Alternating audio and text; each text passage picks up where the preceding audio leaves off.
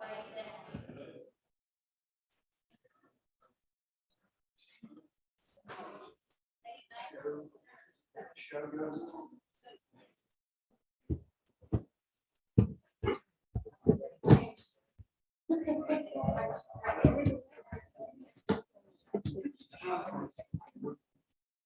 don't have to disclose on the chamber. Huh? I don't have to disclose on the chamber. No, no. So it's really happening?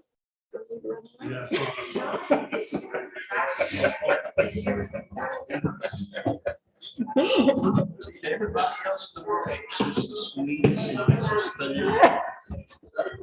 I gotta work in one of the rooms, buddy. They think I'm lying. Oh, no. I'm just saying. If you want to do something. The board, but you're.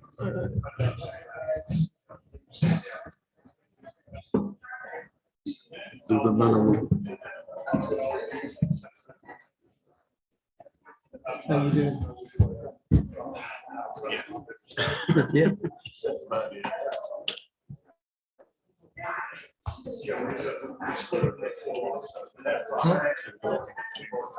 There'll be nobody. That's what we will do is look at the contract. Send it to them for their review, and then we'll look at that. So it's not, we will not vote to look at it, and we will finalize. I don't have any problem with this is the way it's gonna be. So nothing, but so it's. Okay, yeah, okay, just as long as we make that clear. Yeah.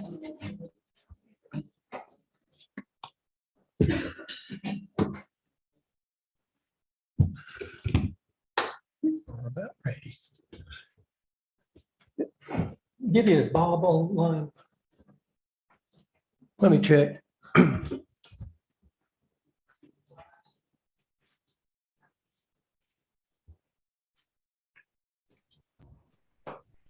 Bob, we were just checking. Can you hear us? I can. Can you hear me? Yes, sir. Thank you for being with us. Good evening, Mayor, Commissioners. All right. Let me call the meeting to order of the Highlands Town Board of Commissioners for July the 20th, 2023. Want to welcome everyone to our meeting tonight.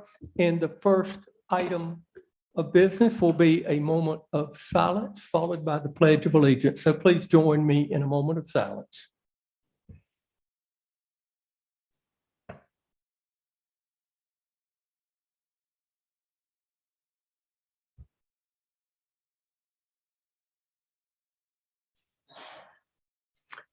Thank you. Now, will you stand and join me in the Pledge of Allegiance?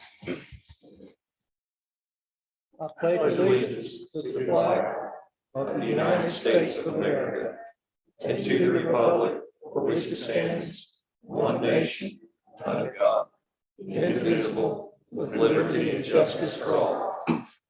Thank you.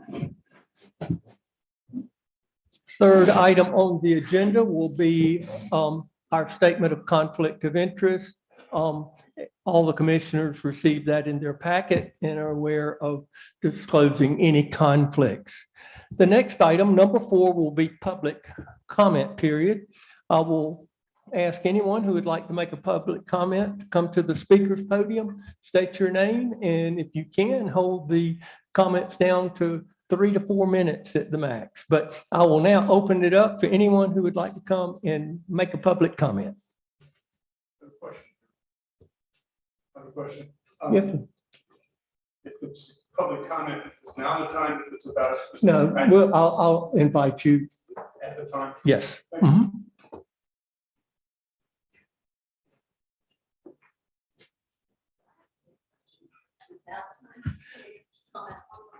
If you would like to, or you can do it when we have the item on the agenda. It's up to you guys. I'd wait, Tricia. You want to? Yeah, please wait. Okay, let us now move on to the next item, and that would be to review and approve the agenda. Do we have any changes or additions to the proposed agenda? Motion to approve the agenda as presented. Second. Second. All in favor, please raise your hand and signify by saying aye. Thank you very much. We have an agenda. The next item would be the approval of the June 15th regular meeting minutes. Do we have any corrections, clarifications, or additions to those minutes? Motion to approve the minutes as presented. Second. Second. All in favor, please indicate by raising your hand, signify by saying aye. And you were not Correct. present. Had to. Okay, thank you, Commission. All right, we've got our minutes approved. The next item, number 7, will be the report, starting with the mayor's report. So let me go over just a few things. I'll be hosting or moderating the community coffee with the mayor next Friday on the 28th. The Bear Task Force and our code enforcement officer, Leah McCall, and I will be doing kind of an update and review on the issues of bears in the town of Highland and other wildlife that might be passing through and raising concerns. So I hope you can be at that meeting. It's at the Hudson Library at 11 o'clock, and that will be next Friday. Want to thank the Chamber of Commerce, the Rotary Clubs, the town staff, the police department, the fire department, everyone who pitched in and participated in making the July 4th celebration a real success. Again, spectacular fireworks, and we appreciate everybody's work on that. Also want to note and welcome that we now have full-time firefighters 24/7. Last week in June, the first shift was on a Thursday morning. I went over and welcomed the firefighters. They were cleaning the engines and things. And I said, well, I wonder what will be their first call. And lo and behold, the next day we had that explosion at the restaurant on Main Street. Thankfully, no one was seriously injured, but that was a real, I'm sure, eye opener for our new firemen to answer their initial call. Other thing is, we've been looking at a lot of concerns, people asking about pothole repair. According to the town manager and everyone, we're on top of that now. I think that we've made all of those pothole repairs, but we'll continue to monitor that situation. To that point, could I ask you a question? Yes, Who I was asked this just recently is, who is responsible for potholes on Arnold Road? Arnold Road. We have had that. How's that agreement work out? We don't really have an agreement, but the board will have to address the degrading road, Arnold Road, which is really not a town road. Yeah. I think when it was originally paved, it was kind of a cooperative venture between the homeowners and the town, because we use it to get to the water plant, and that will be coming up in a budget cycle. Josh, did we pave that pothole on Arnold though? There was one that, Lamar, did we get that pothole done? Okay, all right, we'll address that though. Other thing, people have been asking me about the legislature and where we are, because we have requested some funds for Mirror Lake and for the water plant. Going into the July 4th holiday, I was really optimistic, saying these legislators are going to come back after the break. They're going to pass this budget fast and adjourn because everybody wants to go home. But you never know what's going to happen in Raleigh. They introduced a Senate Bill 90 that would have a real impact on education. They'll be debating that.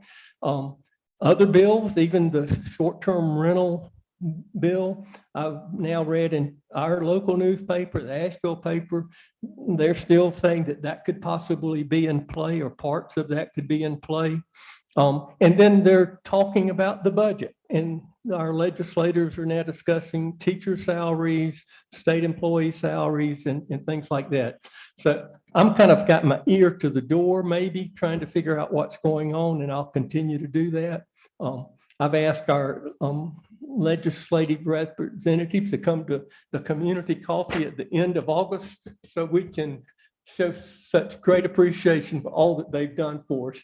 And they have enthusiastically accepted, with one caveat: provided they will be adjourned and not in session. So I think we hope that in August, all of these issues can be resolved, but it could go longer. You never know. So that's what I know about the legislature. Then also tomorrow night, where you have the Chambers concert on Friday night. WLOS will be doing a remote broadcast from that with Jason Boyer, starting, I believe, around 6 or a little bit earlier. If you would like to come out and listen to good music and see the broadcast, please come out and be a part of that group. And then finally, we were getting this week some concerns, even videos of one particular intersection, which is down from the Ugly Doll, where people are not stopping at the stop signs. We put a car out there hoping that people would comply earlier in the week. And then today, one of our officers just was sitting there and made 7 citations because people would just go right through those multiple stop signs on Church, Satula, and 28. Now, south, correct. I don't want to sound preacher or anything, but our police were kind of frustrated to see how many people failed to stop. So I'm putting out the word on YouTube and everything. People need to come to a full stop. I was just talking to Officer McCall and the chief, and then saying these folks weren't even do one of those little rolling, pump the brake stop. They would just keep going and wouldn't stop. So we all need to be, mindful of stopping at the stop signs, especially this time of the year where we have a lot of people in town. So that's my report, and I will now turn it over to the commissioners. Do any of the commissioners have a report? Okay, let's move on to our town manager, Josh Ward. Do you have a report? I wanted to update the board on the Big Bear Pin Road. The Department of Transportation has started that process. They got all their reports in, their studies done. We've moved 4 utility poles, and we're just waiting on them to actually sign a contract and come in and start removing the trees they need to remove and cutting the bank back so that we can move the rest of the utility poles for the widening and the paving.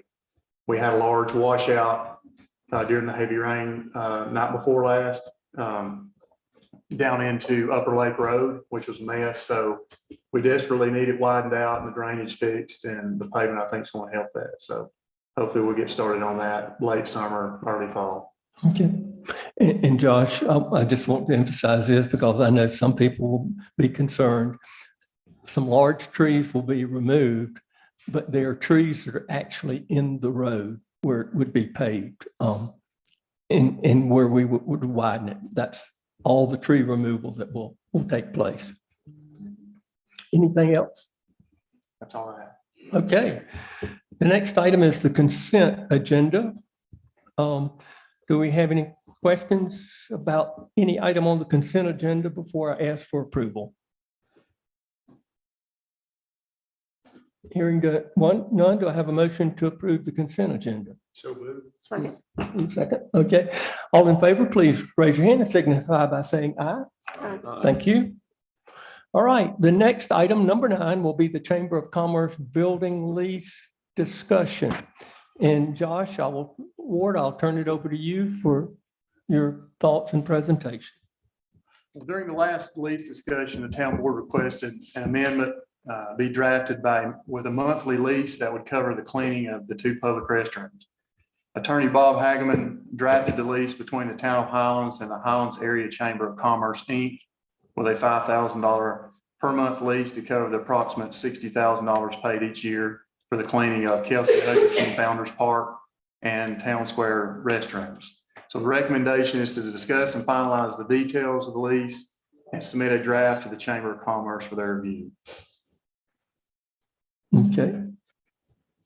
Any questions of Bob or of Josh? I know we have Do you some want- folks, Public comment first? yes, I know we have some folks who'd like to make a Tricia Cox, come on forward.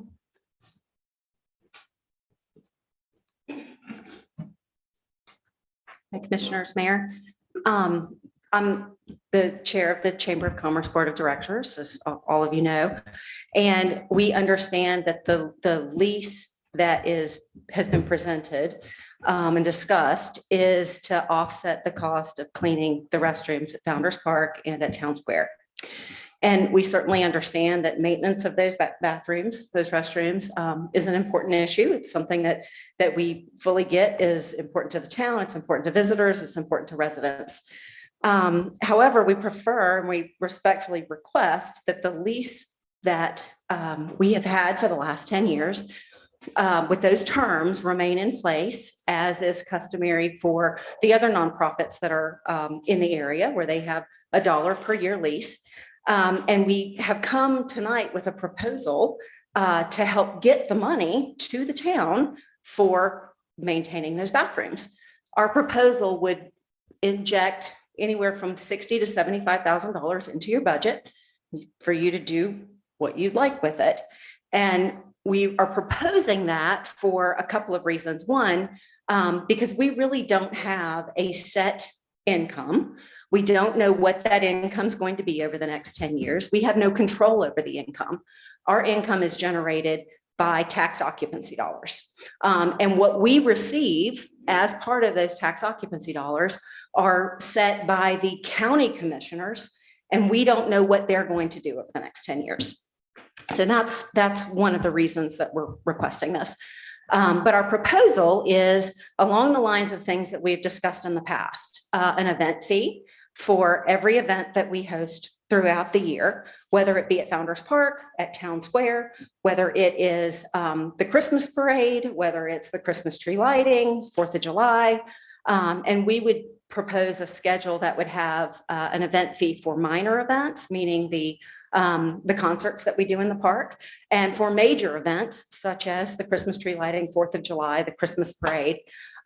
We would also propose that we could help offset the cost for other organizations that host events by providing grants to them for organizations that do 5 or more events per year on town property. We could provide grants to them to help pay for an event fee. And given that over the past several years, we have hosted 50 plus events, and again, that doesn't include other organizations, but we host 50 plus events per year. And there's no anticipation that that would change in the near future. We believe that we have the ability to provide the money to the town on an ongoing basis without contractually obligating us to a lease that we're not sure 5 years from now, if the county commissioners change the amount of money Highlands gets, we'll be able to pay. So we're coming with a solution because we want to work in the spirit of accomplishing what you're attempting to do, pay for maintenance of the bathrooms. We just would like to do it in a way that makes sense for our organization. Can I ask you a question? Absolutely. Trish, you're under the 1985 legislative approval where you have to put all of your money toward tourism. That's been kind of a stumbling block. The Magellan report, and I just read in the Smoky Mountain News today that TDA could go and ask to be put under the 97 rule or the 2011 rule, where 1/3 could go toward tourist infrastructure development, and then the other part for promotion. And as I was reading what they were doing in Jackson County, it seems like their TDA even gives grants to different groups for capital improvement things related to tourism. If y'all given any consideration to asking through the county to have legislation that would put you under that? We have, guideline? we've started those discussions. We had Okay. those discussions, actually, Kay, remind me, we had those discussions, I want to say last fall. And we've actually been speaking with the county attorney about it. And we're not opposed to that happening, but it's not just us. It's Macon County. Right. So, Okay. yeah, we've had that discussion.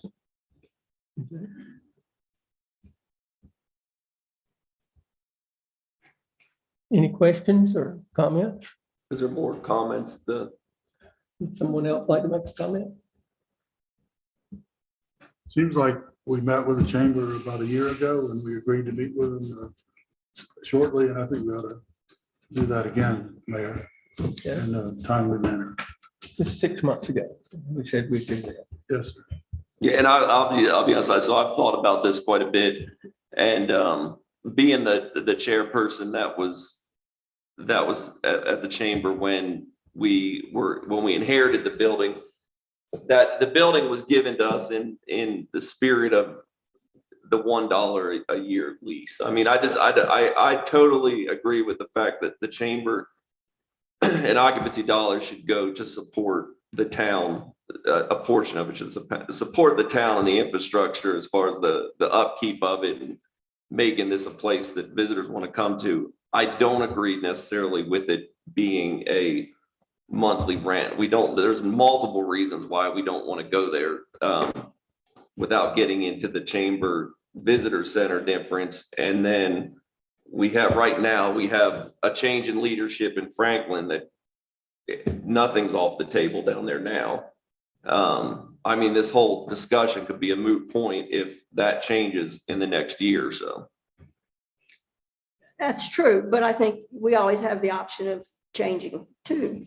Well, Okay. but I think I think the only way that we can guarantee that the money, and I frankly think the Kelsey Hutchison bathrooms are the town of Highlands' responsibility because they're part of our recreation department. The problem is the bathrooms that we don't have any ownership on, that we have no management on, and those kinds of things, and the $40,000 that we have to pay for that. So I'm more interested in not doing, say, all the public bathrooms, but just the ones that are the Main Street ones that we don't actually have any way of controlling whatsoever. And so it would be a $40,000 plug right now. So somewhere around $3,500 a month or something, whatever the math turns out to be. So, but the only way that we can guarantee that income for the town to maintain those bathrooms is to have something contractually. Fees for events may come and go. Fees can change, but also events, the number of events can change. Do we have to increase all the fees for the remaining events because we don't have enough events now? I mean, that's just it's too much paperwork. It's too nebulous. It's not consistent enough for me. Now, I understand if they're no longer making the $1 million that they're making from the occupancy tax, Macon County can do whatever they want to, and I understand that too. But I'm not saying that we're trying to kick them out. no, nobody's saying That would be right. So if that comes to pass, I think we always have the option of changing the lease. If you can renegotiate a lease, and I think but a lease is clean, it's simple, everybody knows what it is, everybody knows what's expected. All those kinds of things. Otherwise, the proposal they have, which they brought to us before, it is I mean, why in the world would we charge a fee for them to use Main Street, which is. Well, because it's a creative way to do it and it can be done. It's a creative way of doing it, but it's not anymore. It's a lot simpler way to do it. But it's not simple for them. It's not simpler. It is simple. No, it's not, because when them paying off, it's not just writing a check from occupancy tax. It's writing a check partially from occupancy tax and then the percentage of that building that's used for the chamber. So it's coming from dues, which frankly is not a lot of money. They can sublease to the chamber. Well, I don't know, it says no subleasing, but they could sublease to the chamber for $1 a year. They can do it that way. Well, that's an attorney question. That's just, it could easily be done where the chamber doesn't pay anything because they are the administration of the occupancy tax.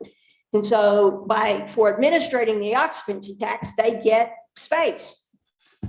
So to me, it doesn't make any difference. To me, it's just so much simpler, cleaner. We don't have to negotiate every year what the fees are going to be because we depend on how many events there are. There are events that aren't even on town property that they want to pay fees for, which I don't agree with at all. So I just think it's the quickest, easiest, simplest way to do it. I just feel And like I would say, don't, Kelsey Hutchison, that's part of our recreation department. They don't have anything to do with that. And they pay a fee that helps offset the cost of cleaning those bathrooms when they have an event there. That fee's already in place. We don't need to charge them double for that. Well, I feel it was with a lease like this, we're limiting ourselves on the two organizations working together for the betterment of Highlands. And I think there's so much more we can do. I think we need to meet more often, to be honest, and to come together to come up with these ideas. But if you're limiting us on a contractual basis for cleaning the bathrooms, and that's it, it's kind of like, okay, here's your check for the month, leave us alone kind of a thing. Well, I didn't see anything in the lease that says it's for cleaning the bathrooms. Well, that's how we got here. I mean, That's how we came up with the fee or with the amount. But the lease does not say that we have to spend it on cleaning the bathrooms. Well, see, I even disagree with that more now because I like charging them a rent when that was never the intent. I mean, that place was nasty when we moved into it. Where was the town then supporting it? Gave them a 10-year lease for $1 a year or $10 a year. Yeah, but because somebody gave the town the building, it wasn't like the town had any money in it. Exactly. And so we didn't charge them rent. So the basement But chamber fixed up the building, and then here comes the town 10 years down the road saying, "Oh, we want money now." I mean, it just doesn't. I mean, that's what I'm saying. It's just the point. It's the point. Yeah, it's the point that this is a town asset that we are giving away. Why don't we give away other town assets to everybody else? Well, why do we have? We have other. How many other buildings do we do dollar leases for? Well, we used to do the Playhouse and we got out of that business for very good reasons. But you gave the post office their building and you gave the PAC their building. No, we the did PAC not. bought their building, renovated it. They gave it to For $1. They gave it to the town because of a zoning issue, but we always expected them to come and ask it back for it back. The town put zero money in that thing. Right. And you put zero money in ours. You put zero money in ours, and we've spent $350,000 over a 10-year period fixing the building. But And you are want a not- $5,000 a you are month not a 501c3. triple net lease. But you are not a 501c3. You are not a public charity. You are a membership charity. We And are, that makes a huge difference. The PAC is 501c3, so everybody can use it. Everybody gets to go there. Everybody gets the benefits of it, those kinds of things. That's not what the chamber money does. no, the chamber money helps bring sales tax dollars into the town.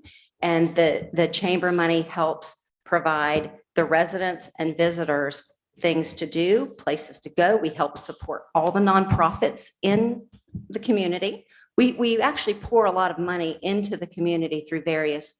And Very I agree with that And entirely. what All we're- I'm saying is now we're going to ask you to contractually, all of that money that you give, we're just asking for 40,000 of it to be under a contract. So And- that we have to get it because and we're paying for the. Given that bathroom. you want it to pay for the bathrooms, what we're saying is the bathrooms need more maintenance when there are events. The bathrooms need more, when more people are here using them. And what we're saying is, in the spirit of that, let us pay event fees to cover that. But those are events that aren't on town property. Well, I don't feel good charging a fee for something that. Most the of our town has events no- are on town property. Yeah, but none of them at the bathrooms are. Well, all I'm saying is all we're trying to do is to nail down, and we use the bathrooms as a reasonable way of saying what the amount should be. Because we're having the town of Highlands, the taxpayers of the town of Highlands are basically cleaning the bathrooms 5 times a day on Main Street where none of the businesses have bathrooms and for, historic reasons. And I understand that, but to that point, you're saying it's because the businesses don't have bathrooms and the chamber portion of the organization doesn't have the funds to pay for that. And we're And not you're- asking the chamber portion of it to do it. We're asking that. the Which is why portion it that should be is for tied to tourism. events Let me ask you this, Tricia, what's your budget for this coming year, your fiscal year? on the chamber or the visit side. However you want to phrase it. Okay. About 1.4 on visit chamber. A couple hundred bucks. Yeah, the chamber side. So, Josh, what and, is our and sales most of tax it's for this year allocated. projected? 21.6, 1.8. Okay. What was that number? For sales tax? Sales tax. No, from the town, we will get 1.6 or $7 million in sales tax. And you're getting 1.4? It's kind of like a wash. Well, that, our budget is for that, yes. So, Okay. I don't know if we can resolve this tonight. Commissioner, Bob, can I ask you what your opinion is on what you've heard? Well, I think this is a business transaction and a policy decision for the board. The lease document itself is identical to the previous lease, except for the insertion of rent. There are a myriad ways that you can structure the rent. Given what I've heard about perhaps uncertainty about future revenue, we can certainly build in a provision. Well, you can do a couple things. One, you can make it shorter than 10 years. So there's not the same 10-year risk of whatever the rent is to the chamber. And then you can come back and revisit it based on current conditions if conditions change. We could build in a clause that is a 10-year lease with rent at a fixed amount, with a clause that says if chamber or if occupancy tax revenues have a shortfall of some percentage, that the parties will consider an appropriate reduction of lease amounts. So there's a myriad of ways to address the situation, but ultimately I think it's a business decision. If it is a lease, the chamber side will have to pay a portion of it. So I have a question, and again, I'm kind of new to this game, but Josh and I talked and we looked into this a little bit. Are there two legal entities, or is it just truly the chamber who is providing there's tourism? one entity. There's one legal entity. Right. Occupancy tax dollars, and we just use that term so that people will know it is that side of money. okay, if you want to come to the microphone. No. Okay. You guys have heard me say all this before.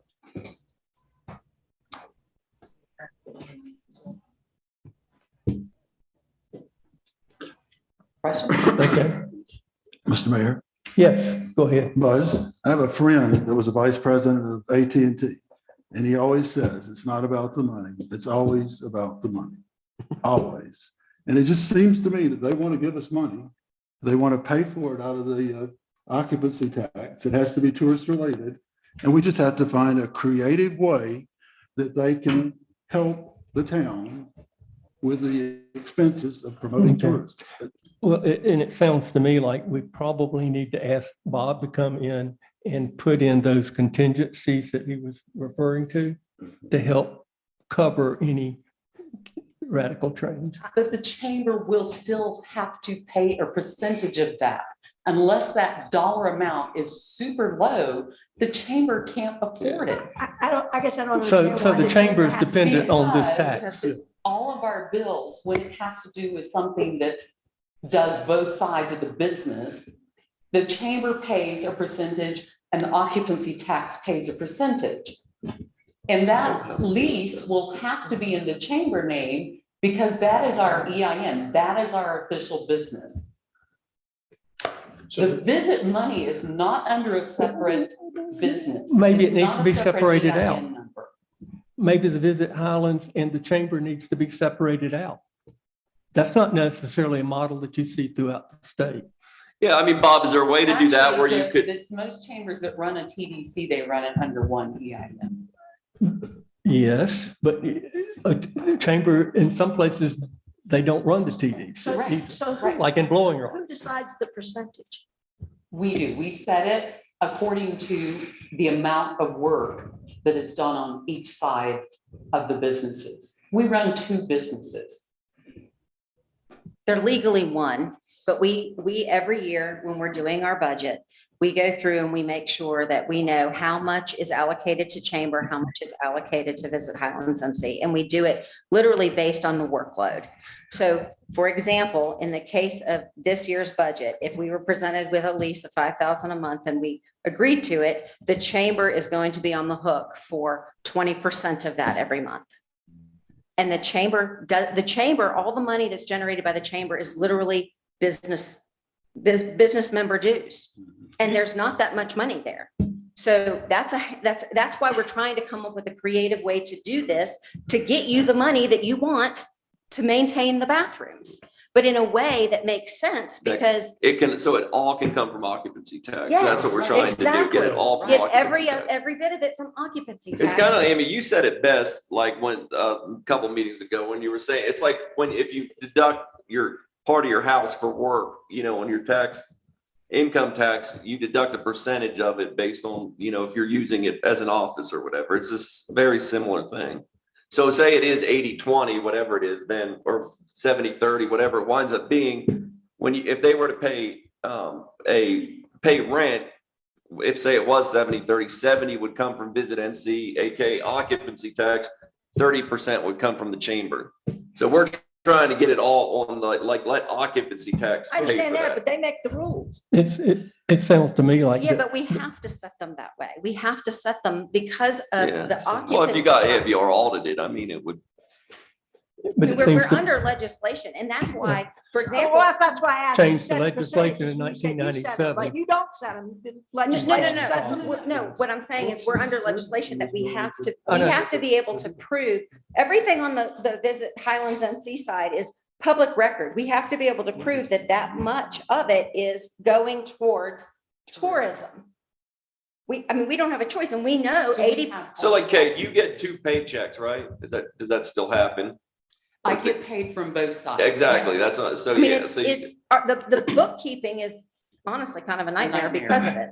But the truth is, we would actually, if the legislation, to your point, Pat, if the legislation were currently in place that would allow us to take over the bathroom contract from you, We do it. We yeah, would. do it. Well, the legislation sounds like won't the way to let us. We can't. We can't. We've had the attorney. Why can't you do it? Because The county attorney said no. I asked him that like a year. or Why so did he ago. say no? Pardon? Why did he say no? Why did he say no? Because he said, I can't justify how cleaning a bathroom brings tourism to Macon County.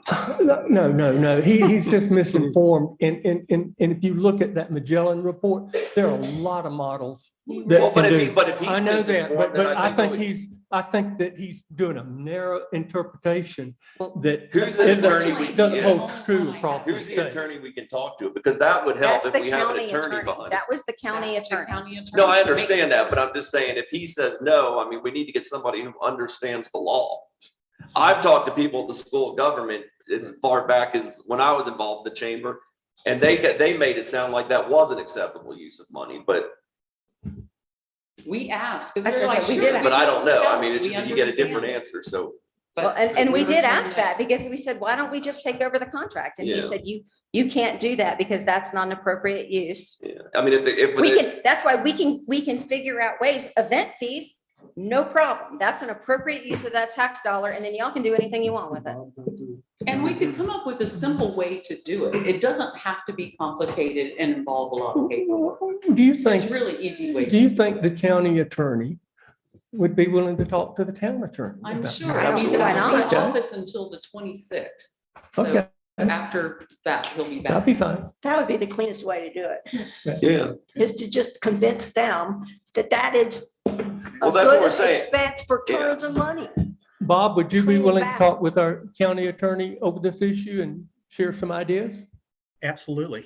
Okay, we're all I mean, arguing. I have the same some thing, ideas. is How do you do it? Yeah, that's right. it's true. Because in with their budget, this is less than 3% of your budget. It's a not the 40,000. actual dollar amount. Right. That's the I point. understand. I mean, we're trying to tell you, and we've been telling you for a year and a half, it's not the dollar. It's how we get you the money. And here's what I will say. I hear that. I've been hearing about the 1985 legislation now since I've been in Austin, Highlands. Okay. And I'm saying, let's be creative and maybe look at changing and going with the new model to where you do have more flexibility on how you spend And that's money. not our call. And we have no control over that. All we can We'll- do is we'll- operate under the current legislation. We'll get the two attorneys together. And in the meantime, I guess what we probably need to do is we could have a joint meeting after the attorneys talk, and then we'll That'd be move great. forward. Okay? There's other things that we'd like to do and help with that we could talk about also. Sure. Well, if you read the Smoky Mountain News today, Nick Breedlove, I know what they're doing, I know. I was really intrigued with what they're able to do with their, and I've talked with Esther Mann in Asheville. You know, they changed and they're doing a lot of things now, like redoing a municipal golf course and things like that, for the sake of There's lots tourism. of potential. Okay. Yeah, I need money at our golf course. So. I don't But, think you'll qualify. but you had a question? Yeah, Kay, I've got a question for you. I'm just trying to clear my mind up. You said that the chamber is responsible for allocating the money to Visit Highlands. You do a split, you do a bookkeeping. I mean, you figure out where your expenses are going to be, and that's how much the money, that's where the money goes. That's where the split goes. Right, right. Okay, Anything that's a but- shared expense like landscaping. Sure. You know, all Sure. the housing types of things. But I'm getting the idea or the impression that Visit Highlands is simply a bookkeeping entity. Yes. So it doesn't even exist except under the roof of, literally on paper, under the roof of the It is Chamber of our way Commerce. of talking about the two different buckets of money. Yeah, the visitor center is all, the whole visitor center, like the chamber, other than the members of the chamber, like you wouldn't know, like the chamber is your office, part of your office, basically, because the other percentage of it goes 20% to. of my work is. Yeah, I mean, most of what you see there is the visitor center, like the Yeah, physical. but if the chamber is allocating this bucket of money, then it seems to me when it comes down to the budgeting process for the chamber, you allocate what's needed where. And But you have to do that in a fair and consistent way. You Well, I guys deal with understand that. tax money too. Our tax money is like so clean. We have paperwork for everything. We have trails for everything. We have a fiscal policy manual. I mean, just everything. So it's kept very clean Mhm. and very different from our chamber money. And yes, we allocate, you know, what that percentage is based on the work. I mean, this is to the or point, we the have separate, needs. really We based base on it work. On the work. Where is the work Yeah, going? So we say there's about 20% of all the work for everybody that's It's working legit, it's not- for the chamber Yeah. is on the chamber side. 80% is all on the visit side of it, the Because that's occupancy what the tax members- dollar piece of it. I have some employees that are split depending on their work. My job is split. I have some employees that all they do is tourism related things. So they're paid out of the occupancy tax. I can sit down and like show you a map of how it's all split up. And it's split so much so that we actually have separate bank accounts. Like the money Yeah, I does would hope not, so. the money doesn't commingle. Yes. Yeah. Yeah, but I agree with Amy in that, you know, I'm real leery and maybe our town attorney might have a comment about this as far as you're paying an event fee to the town for an event that the town has no control over whatsoever. It's not on town property. It seems We don't is do any events certainly that are on legally site. fraught. I think the Well, only an thing. event fee might not be the word either. Yeah, Like- like, we don't care. We don't care what you call it, but I think he's referring to the ones in town. If y'all, square. hold, Bob wants to say, Bob would like to make a comment. Yeah, as I said, I'm learning, and I learned a lot tonight from the discussion, but my best description or take on the structure here is there's one legal entity, it's the chamber. I would describe and think of Visit Highlands as being a program run by the chamber that's funded by the occupancy tax. And I think I've picked up that the relative split between revenues and therefore in the budget between Visit Highlands activities and non-Visit Highland chamber activities is 80-20. So if that's the case, and again, it's a business decision as to where you all agree that the rent should be. And I haven't talked to the county attorney about this to make sure he's comfortable with it, but let's say Visit Charlotte was its own legal entity. And it received 100% of the occupancy taxes, but it needed employees and physical space to run the program. I see no problem with using occupancy taxes to pay those salaries and pay rent. So since Visit Charlotte as a program of the chamber is consuming 80% of the resources, I don't see any reason why the rent couldn't be structured so that 80% comes out of occupancy taxes and 20% comes out of non-occupancy chamber revenues. And where you set that, again, it's a business That's the decision. problem. That's the problem. The chamber doesn't have that money. Well, and again, I don't know what your revenue stream or your risk to your revenue stream on the chamber side is or looks like. But putting that at a number that is promised that you're pretty confident that you could meet, or maybe do a shorter lease or put a provision in the lease where chamber revenue doesn't generate enough to pay the rent, the parties can revisit the lease. So again, I don't think we're going to negotiate this or solve this tonight. I'm offering some thoughts and observations. Bob, I think if you talk to the county attorney, I think if you talk to the county attorney and we meet in August, I think we could have this whole thing cleaned up. Yep.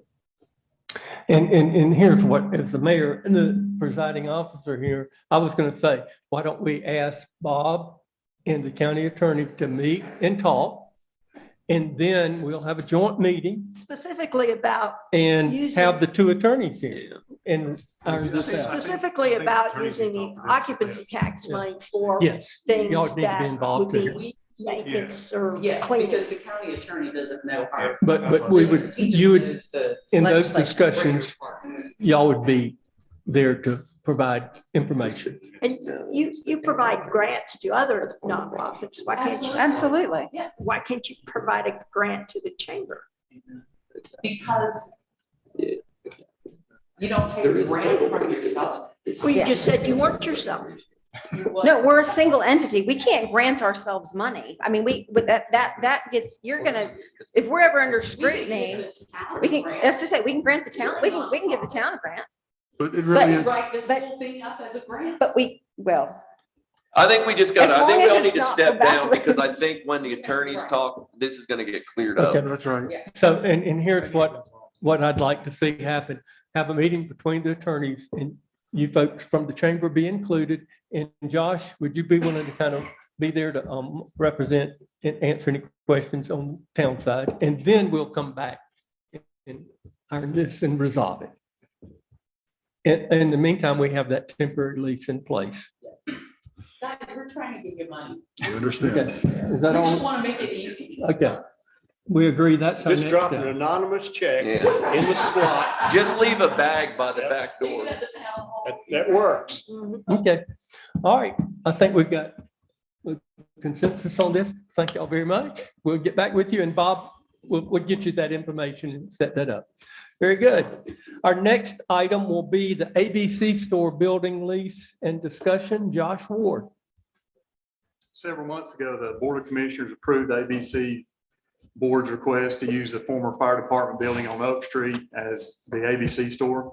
Since then, the ABC Board has been working on a renovation plan for the building. In order to proceed with the renovations, a lease agreement must be approved. The attached lease was reviewed and approved by the ABC Board. The lease was also reviewed by the town attorney. The recommendation is to discuss and approve the attached lease agreement. I do want to add that I did attend the ABC board meeting Tuesday.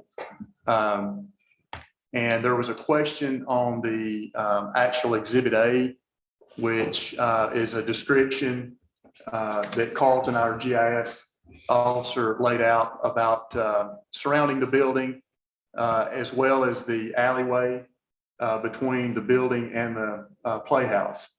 They wanted it squared off to where they could use the entire alleyway. We have done that. Carlton amended the map. Commissioner Hayne did bring up yesterday a good point, is that we really need, as the town, especially the PD, needs access to that alleyway. It would probably be better to move the line to the edge of the building on the playhouse side and actually have an easement for them to use that alleyway so that we could also use it for matters, especially with the PD. Okay. And I might add, we have members of the board and the manager of the ABC store here tonight. If there's any questions or you folks would like to make a statement.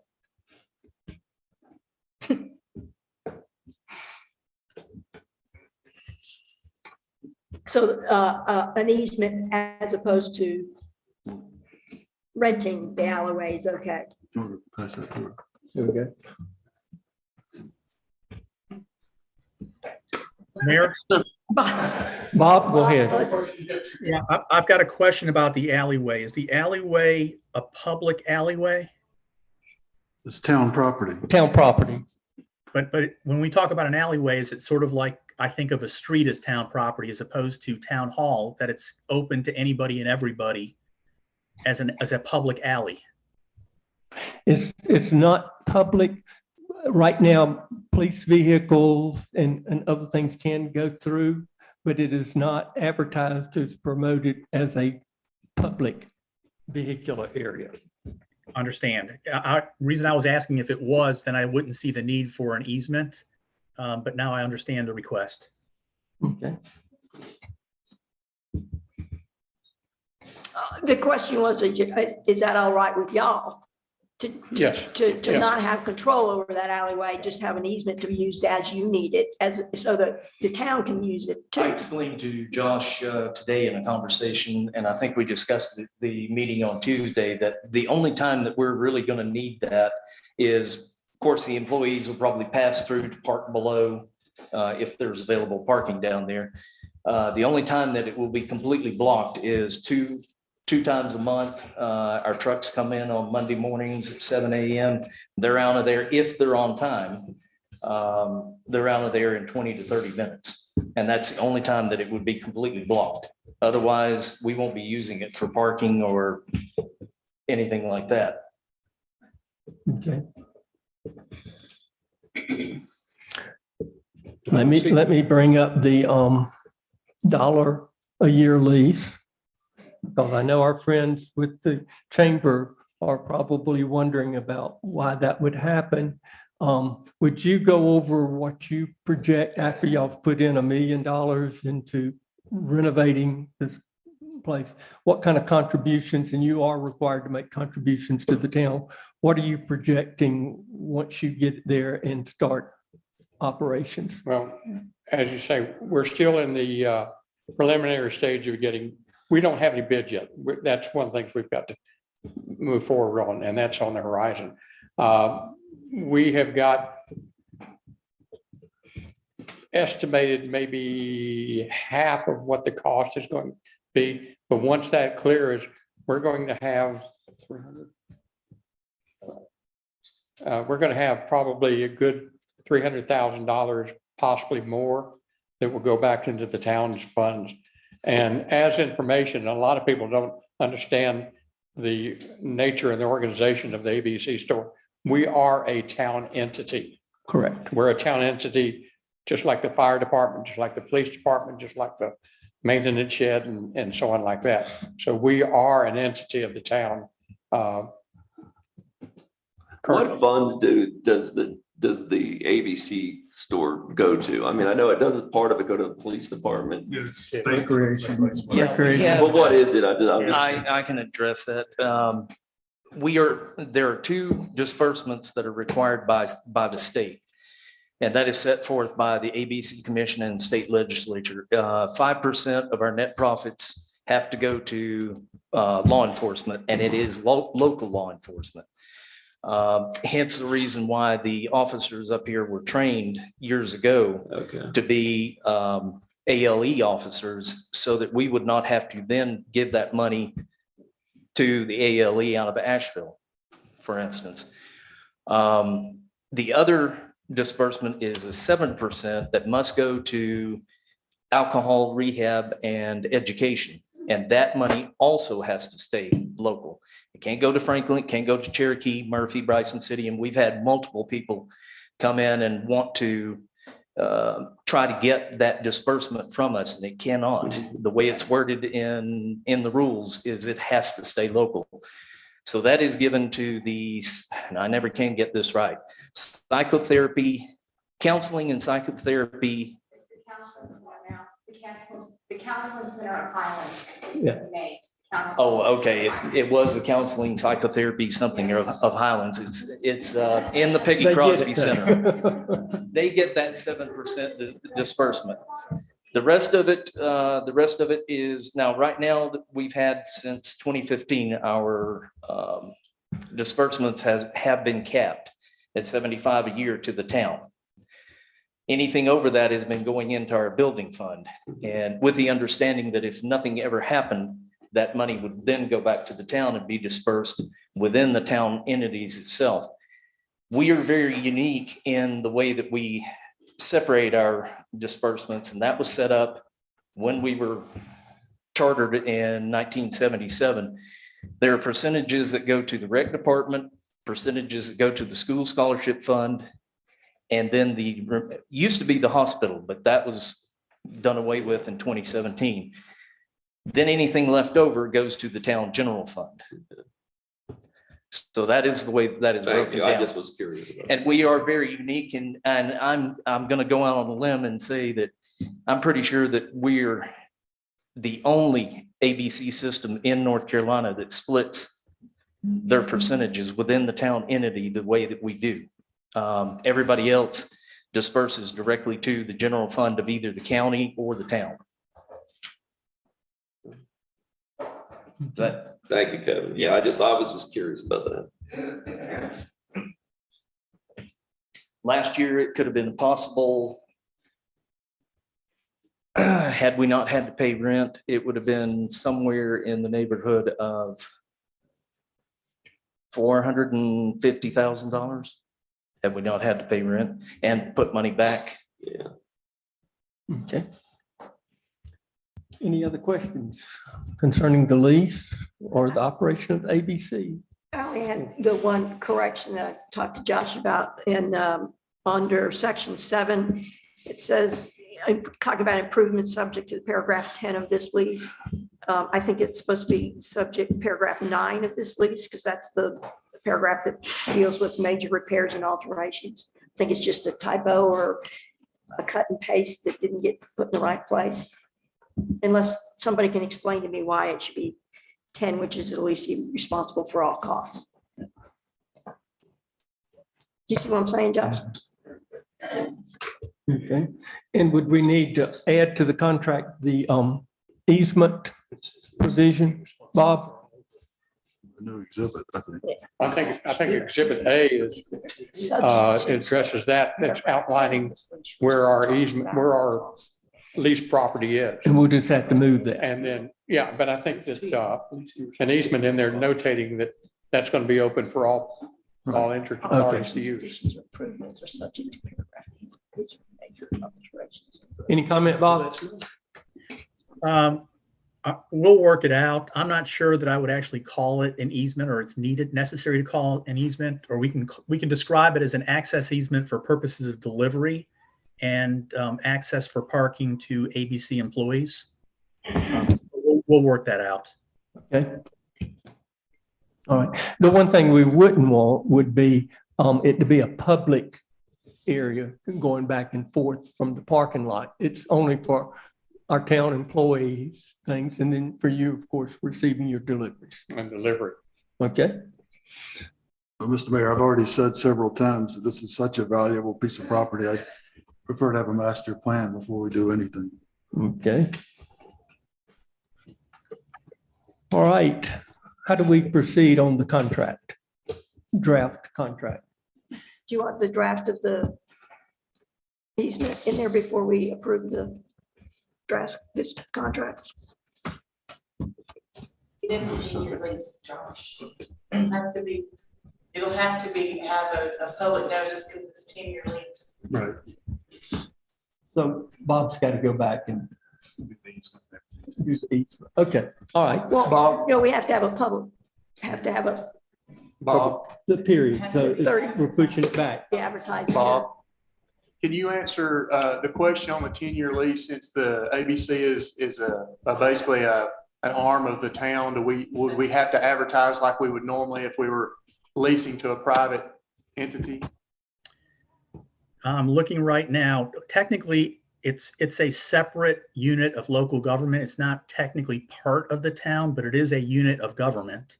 And there are different statutes than the typical statutes. What I would suggest is that you authorize, if you're comfortable with the terms of the lease, with an understanding that we need to clean up the access easement issue.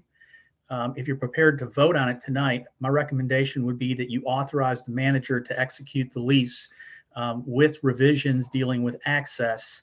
And then if after I've taken a closer look at the statute, I conclude that we've got to advertise or give notice, and I can't figure that out right now, we'll just bring it back to you next month.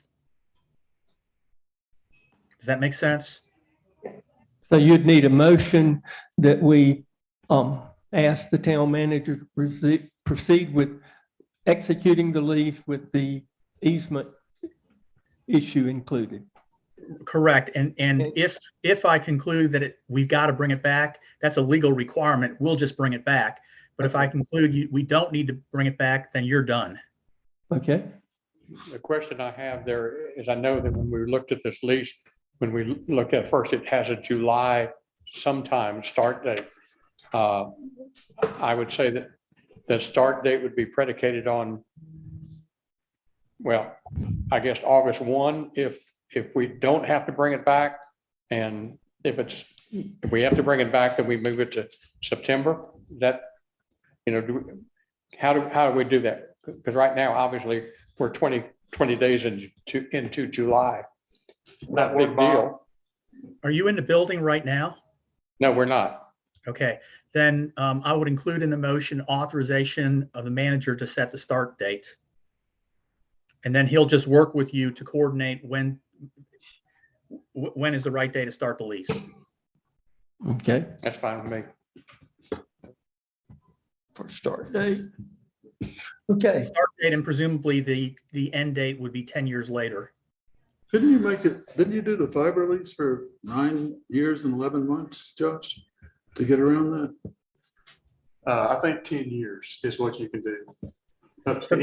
Anything above 10 years, Bob, you might want to. Yeah, so the 10-year requirement is if it's more than 10 years, it's got to use a competitive process. You have to use the same process when you're selling property, which means you have to have an upset bid opportunity for somebody else to come in. You don't need to do that if the lease is 10 years or less. Let me double check if it's less than 10 or 10 or less. Yeah, you can lease property for not longer than 10 years. Okay. So 10 years is fine. 10 years exactly is fine. Then if that's the case and we can vote on it now, and we have do we have a start date of August, or do we just decide after it's approved? Commissioners approve a 10-year lease and authorize the manager to fix the start date, working with you, the ABC board. Okay. I'll entertain a motion. I'll move we approve this lease with the authorizing the town manager to negotiate the start date with the leasing. And the adjustments that we discussed at this meeting concerning the access. Right. Second that. Got a second? Gibby, do you have that down? All right. Any further discussion? Yes, sir. Amy, did you want to, as far as the reference to paragraph 10? I think it's a technical problem. We'll Josh check. and The manager will Yeah. adjust. Okay. All right. Have a motion on the floor. Do I have a second? You got a second? That's a second. Okay. All in favor, please indicate by raising your hand and saying aye. Aye. And opposed. Mr. Hayne, okay. Mayor, if I could real quick, I did have a chance to review the statute more thoroughly. I assume that we gave notice of this agenda item in a proposed lease. If we did, the minor changes that we've just made, I do not believe requires renewed notice. So if this agenda item was noticed, we're good to go with your action.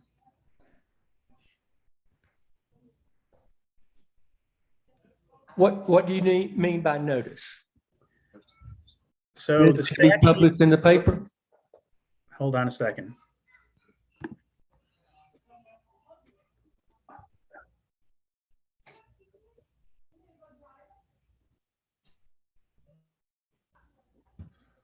So it goes to Josh's question as to whether this is a requirement for leases to another governmental entity. So I'm going to withdraw that.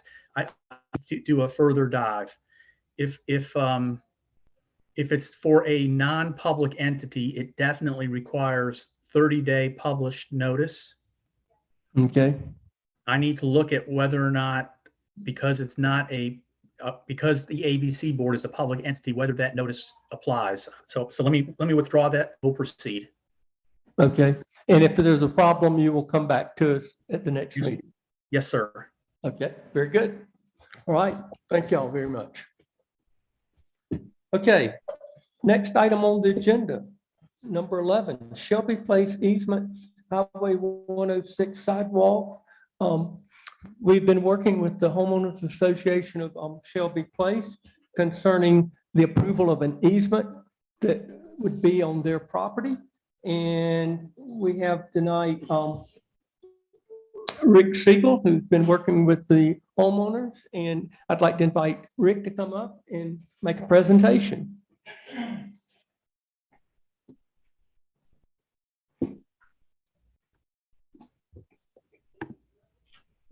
Thank you, Mayor, members of town board, and town manager Josh. Several months ago, the mayor approached me as a representative, the president of the Shelby Homeowners Association, to ask if our community would be amenable to granting the town of Highlands an easement through our green space that would connect two sections of highway, sidewalks along Highway 106, would start at the Country Club, Highlands Country Club, go all the way up to Main Street. That initiative would require an 80% vote in the affirmative of our home-owned property and our home and property owners.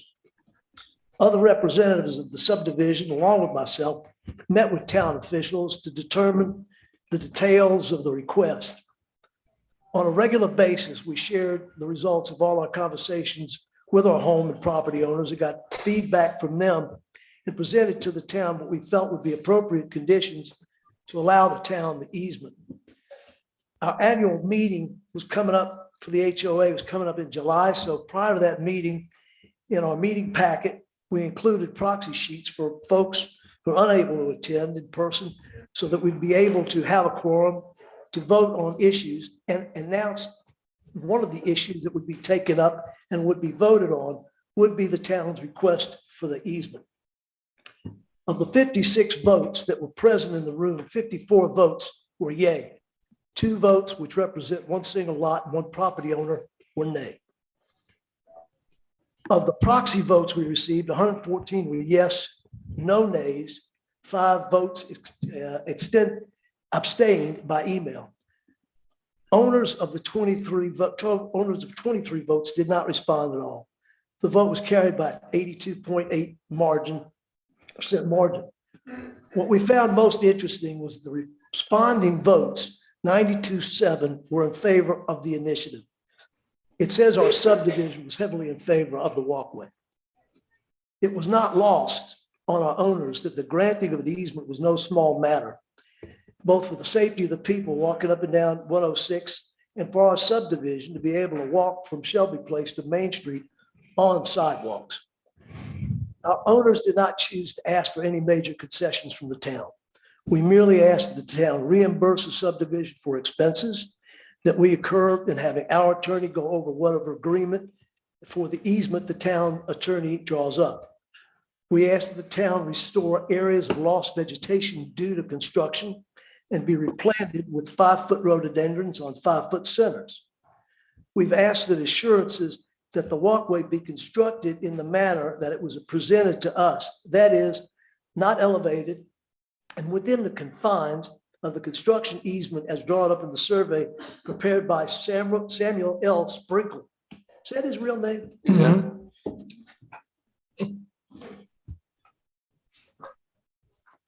And finally, and I don't consider this request a concession at all, since the town of Highlands has been doing it since I moved into Shelby Place in 2017, that the town continue to clear our roads during snow events. I'll be glad to take any questions.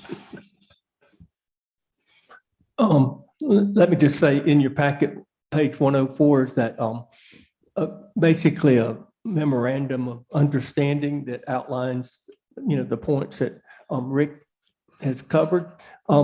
Item 3, the restoration allowance. I think the item 9 with the legal services, we're talking about a small amount of money. That's no real issue. But with the rotos, and it's hard to predict, but I know that the Shelby Place folks have had a landscaper out to give kind of an estimate. It could be anywhere from 75,000 on up to maybe 100,000, but it's just hard to predict that until we actually, start the construction and everything. And I just felt like it was very important that the board be aware of that cost as we, look at this agreement and understanding. Basically, what we're saying is whatever you tear up, just replace, same as you do with your roads when you have to put in a pipeline or whatever. Excuse me. Tell them I'll call them back. Do you have a guesstimate of what the total project cost would be? From our 1.5. So another 100,000 in bushes. Correct. And we're about to also talk at the next item about a potential grant that would help offset the cost. Any other questions of Rick or? Rick, I had a question on your Shelby Place sidewalk easement area description here, number 5. You're requesting that there's no lighting for the proposed sidewalk on Shelby Place property easement. Buzz, let me stop you just for a second. That was us. That's on us. That's on the town said we're not putting lights in, and we don't have a problem. So you're not objecting to the fact that the town installs some lights, you just don't want to have to pay for them. Correct. Okay. Moot point. And I know you've talked about the idea of control lights. Yeah, I certainly appreciate Shelby Place would not want lights out through the woods running 24/7. And my comment to the mayor earlier was, of course, they make solar lights that are motion activated. So if somebody's walking at twilight or walking That at would be dark. downlight on the walkway itself. Exactly, The exactly. voltage of those is so low that they would not be offensive in any way to Yeah, us. you probably, You probably wouldn't even see them. but I just want to make sure that the town was available. That was still available for us to. Yes, okay. Yeah. Okay. All right, Mr. Red Horse has asked to speak too. So Thank you. thank you, Rick.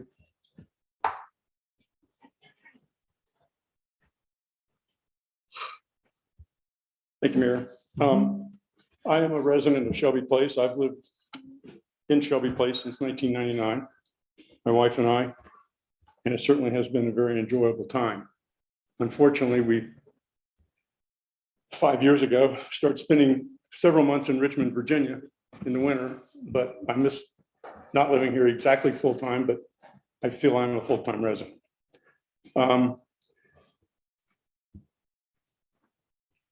You've heard about the approval. It's done as far as the vote that to grant the easement. I have an issue, however, with a couple of things with that.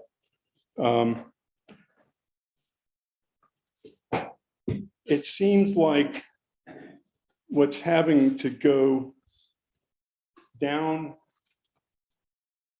approximately 15 to 20 feet from the road level to the creek level, with several feet above the creek level.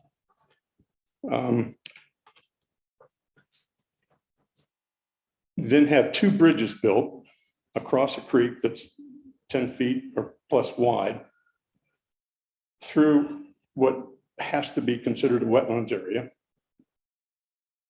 and then come back up. This is a sidewalk. It's initially proposed as a sidewalk. It is a sidewalk. The town of Highlands is under requirements to build sidewalks in accordance with several rules. We're looking at, and I'm not an engineer, but there are several things that I don't think that the engineer gave thought to or consideration to.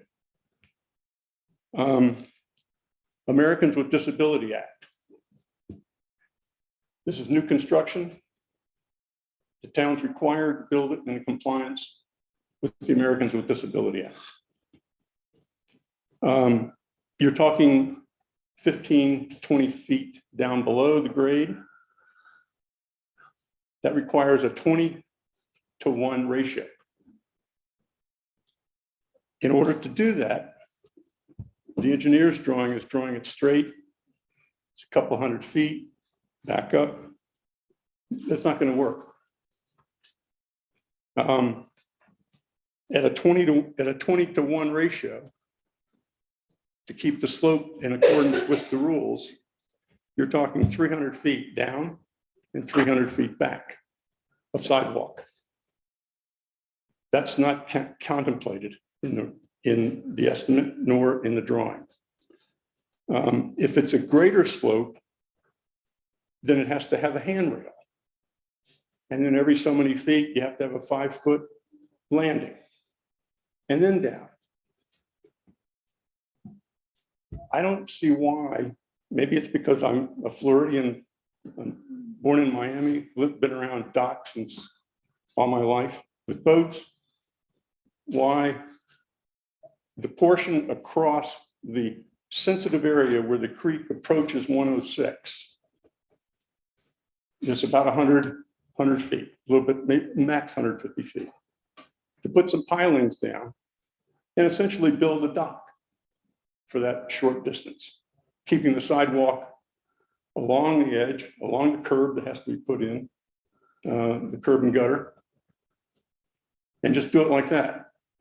I had the opportunity to talk to the town in consultation, and Josh was, we talked to Mr. Stillwell. He didn't entertain that thought.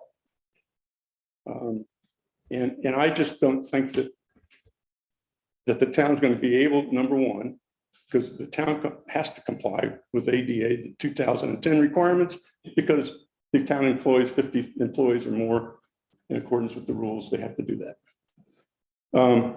It's a sidewalk. At the revised part, it came to be, in quotes, a greenway area. It's not a greenway.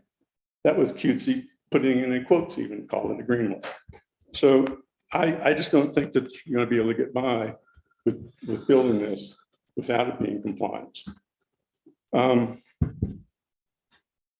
That's one issue. The other issue is the sound. The walkers, the few that they're going to be all the way to the country club, if in fact this gets built all the way to the country club, they're not going to be very many people walking. That's not the point. The point is we're going to be removing 10 to 15 foot rhododendrons and 6 to 12 large trees. Every leaf on a high rhododendron absorbs sound. the noise increase is going to be for the 18 homes that back up against 17 homes, excuse me, that back up to this green belt area. The noise is going to be increasing.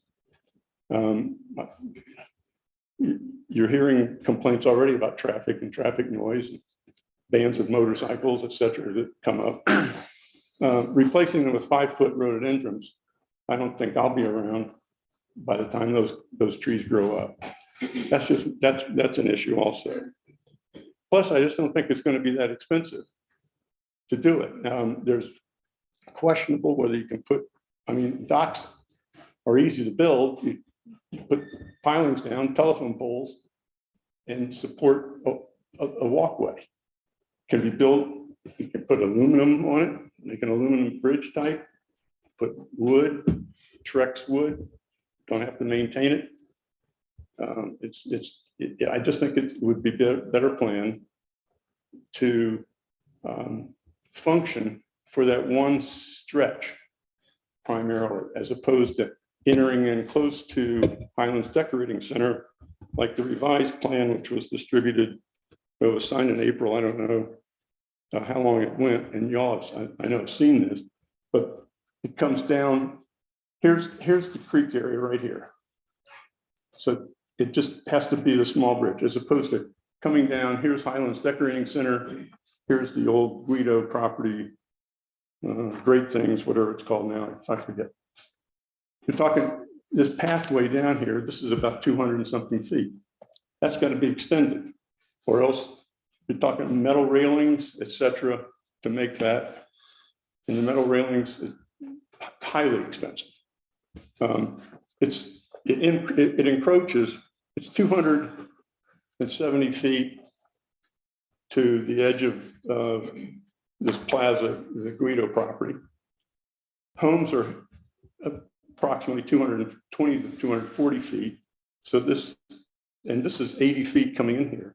You're encroaching into the area by about 80 feet. I just don't think it's necessary when an alternative can be built to support, or even inward a little bit, instead of putting a concrete 5-foot sidewalk down through this long area. The lighting issue, yes, it would be a concern to the homeowners to have those lights. Quite frankly,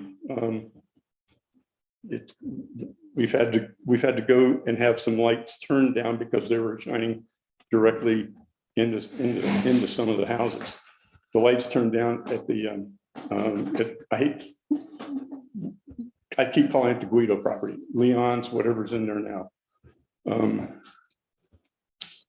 So you're looking at, as I said, upwards of 600 feet to go 15 feet down and 15 feet back up, plus bridges going across, an extensive list of sidewalk lengthening, much longer than the cost. And I don't know if the revised cost is up to $1 million, was it $1.5 million? I just heard whether that's included. You know, the rare circumstances that you can get by with not doing it under the ADA is this is not a rare circumstance to put this in. I mean, and a little bit in the act that I've seen, and then I've talked to somebody about, it's extremely explicit as far as compliance goes. And the Department of Justice of the United States enforces it. Town after town has found that out.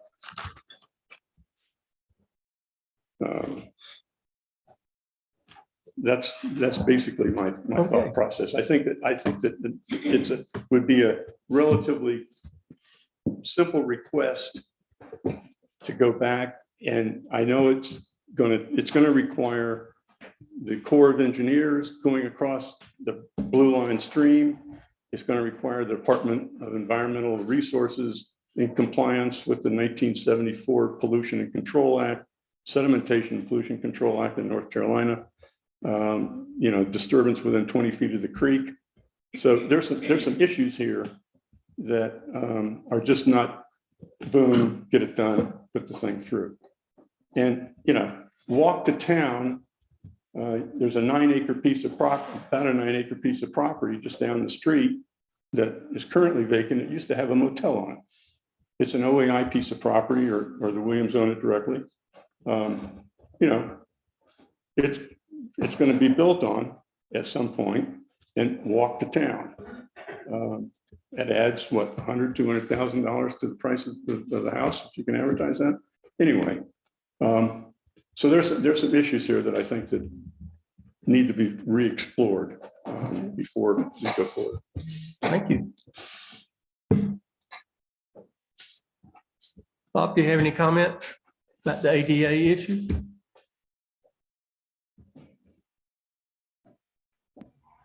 I've been listening attentively. I don't have an opinion at this point. Okay.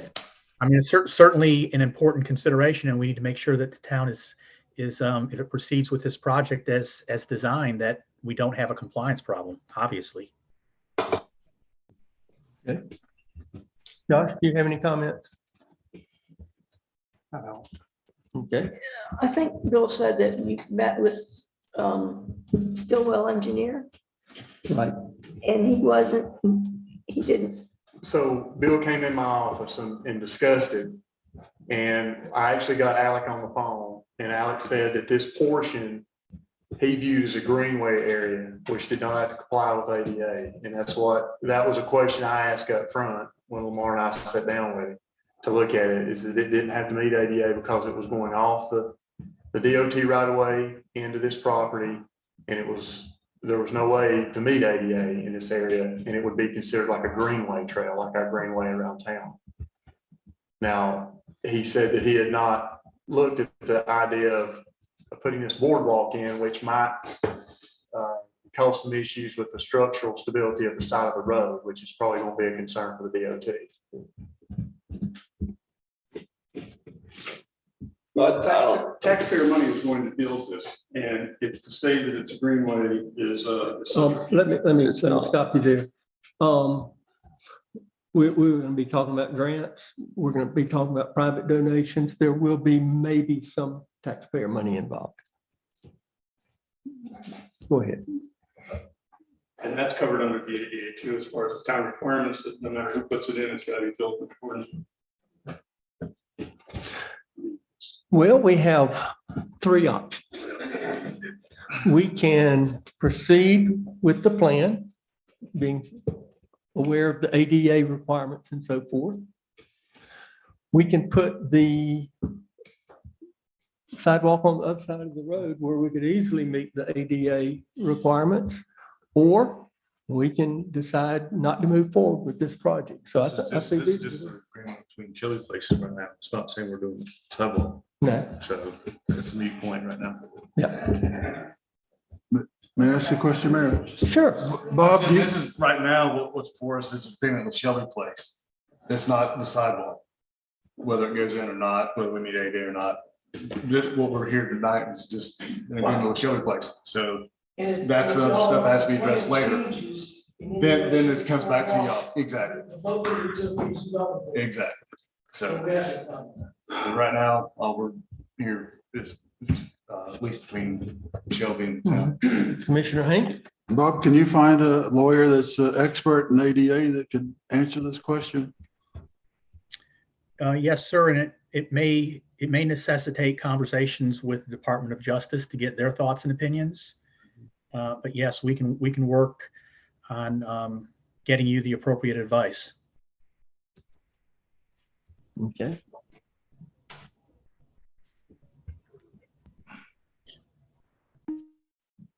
So, following what Commissioner Pearson said, we could approve this agreement, this memorandum of understanding tonight, contingent on the issue of ADA compliance that Bob could research. Would that be correct, Bob? It's a separate issue. Yeah. But, this MOA doesn't say that we are or we aren't going to do it. Exactly. It just says if we do it, Shelby Place will allow us to do it under these parameters. Yeah. Okay. Right. And if the What- parameters change, we would come back. But these are the parameters that you're allowing us to do it under. If things change and we can't do it the way we had anticipated doing it, we'd come back to y'all to let you know what the different parameters are. And that gives us an opportunity to explore if we can do it at all under current legal. Honestly, we all want to do it. A big service. We're trying to do this with the town. I understand. We appreciate that. It doesn't work. Yeah. Yeah, y'all, it's not y'all's decision. No, part of our HOA rules is that any construction has to be in compliance with all governmental rules. And guess what, Bill? We're committed to making sure that that is the case. I know, so we're in the same boat. Thanks. Okay, so how do we proceed? Well, I think what Bob said, he's gonna get us an opinion. Mark asked for an opinion on how we can do that legally so that we don't get ourselves in trouble. Okay. I'm not spending $1.5 million and having to defend it.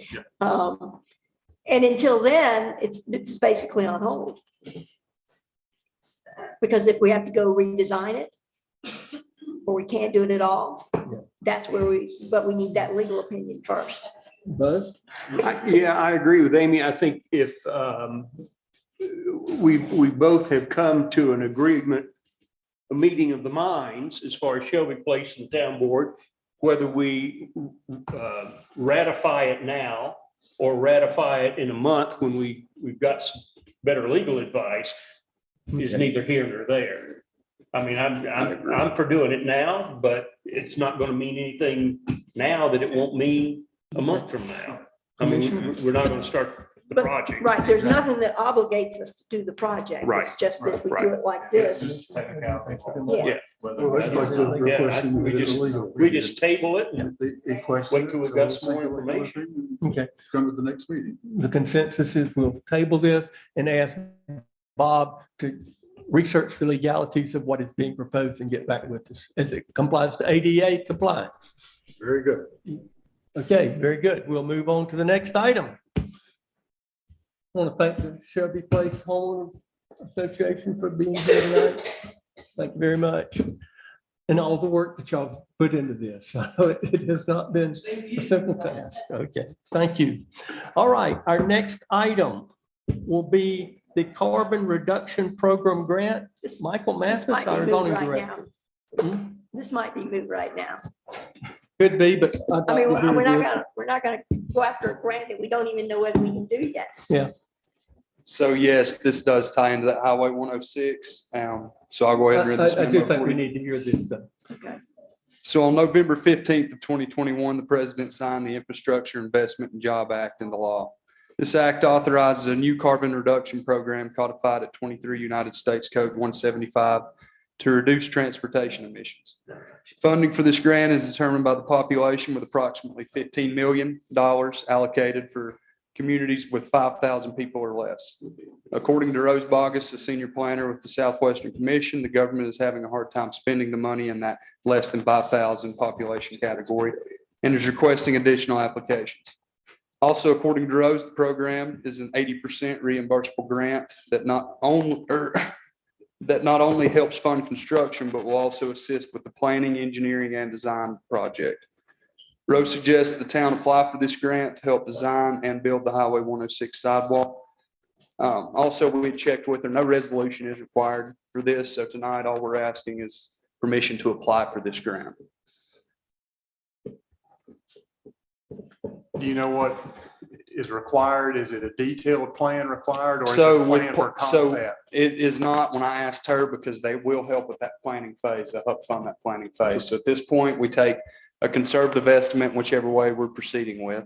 And then we give them an even bigger conservative estimate, maybe $2 million. Send that to them. If they approve it, of course, it'll help us along the way if we're planning for the engineering costs, stuff like that. We'll send in, and from what she also said, it's not like we've got to build this whole thing out and then wait till the end to receive the money. We can send, bills in or what we've paid in, because they do like to see that progress, that this money's actually being spent for something. Michael, do you think this is time sensitive with the application and people trying to get the money? or if we were to wait, as Commissioner Patterson has suggested, for a month, would it have any impact? I don't think waiting a month, and I could actually check back with Rose and see when the deadline is. I think there were some dates. There were a few dates on the slides that I'd sent, but I don't know if there was actually a date that we had to have this in by. The United States government. One agency that's talking about. But if we don't access the money, then it's, They just take it they back. allocate it to somebody else based on the time frame that we didn't use it. Yeah, so they're not giving us the money. It's reimbursable. So we will have to pay, but like I said, along the way, once the things get started, from what I understand from her, we can send some of those bills in and get funding back for it. Holding back the horses. As long as there's not a time frame for the starting of the project. Yeah. I honestly don't know at this point. Could we have a motion to direct the town manager and the zoning director to proceed with the application process? I would proceed. I'll make a motion to proceed with the application process on the. Second. Yeah, I'm just saying, I don't want to apply for something Yeah. prematurely and then not be able to Yeah. he needs They to will, find out. well, they will make that find out if we determination. have a start date that we have to do it by. Yeah, and I'll read back to that stuff, but I'll also email Rose. So we have a motion on the floor that we will authorize the town manager and the zoning director to move forward with applying for the carbon reduction program grant. That's right. Granted that there's not a specific start date. So all in favor, please raise your hand and signify by saying aye. Thank you. Motion carries. Thank you, Mayor. Unanimous. Thank you. All right, our next item, the Gibson Street Water Sewer Bid Acceptance Resolution, Lamar Nix.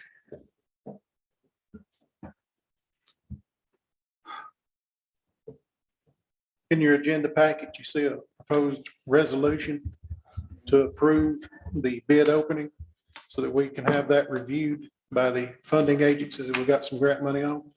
We'll need that resolution to proceed to the next level so that we can actually get started on construction. So we don't have, this wasn't in our budget. This is for a grant. It was in our budget. And along the way, we were able to access, I think it's $220,000 of grant money to go towards the project. So we're using that. But And so yes, what we'd originally budget would have come in under this estimate. that's correct. How much is it a month? Well, I'd have to look, but it's, the low bid was our $647,000. $647,000. Move to approve. Second. Second. All in favor, please raise your hand, signify by saying aye. Aye. Thank you very much. Okay, Lamar, let's move on to the next item 14, resolution accepting Virginia Place and Upper Lake Road. If y'all remember back at the retreat, we discussed the possibility of taking on those two secondary North Carolina state routes under the town maintenance, have them give the roads back to the town for maintenance so that we could pave them as they are existing to minimize erosion. We have proceeded discussions after discussion at the retreat.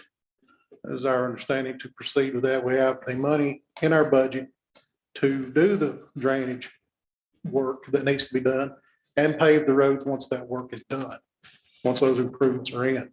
So it is in our budget, and we've had discussions with DOT officials, and this is the means of how we proceed to get the state to give those streets to us, is to adopt this resolution. That's how we did Chowan, Cullisaja, and Hickory Hill several years ago, the exact same procedure. And Lamar will be basically paving the existing dirt road in place. We won't be widening or No. anything, just as. We'll pave existing as is.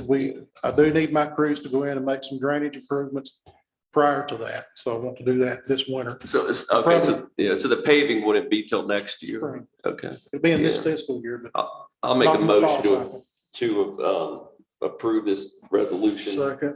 I had a question. Does this mileage thing go on our POW bill? Yes, Okay, so we would, once they actually give us the official letter. okay, so I don't know how much mileage it is, but I want to make sure we get a POW bill allocation for We'd it. have to add it for the next, cycle. We just signed the Powell bill thing today. probably in the morning, right, Rebecca? We have to turn the paperwork in tomorrow. Yeah. So next year, these would be added on it. Okay, All right, got a motion on the floor? Any other questions? Lamar, when you're considering paving, you talking about that chip and drip or whatever it is? No.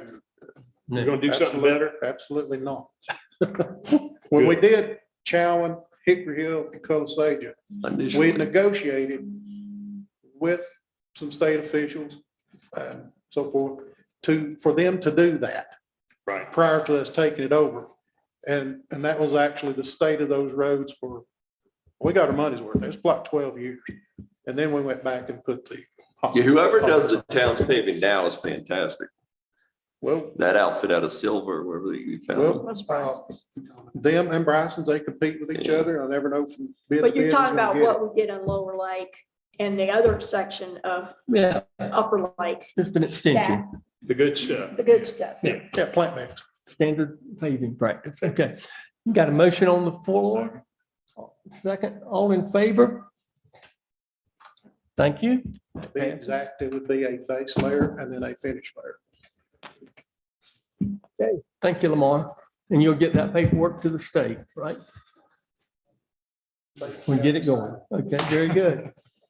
All right. Number 15 on the agenda, budget amendments. Josh Ward.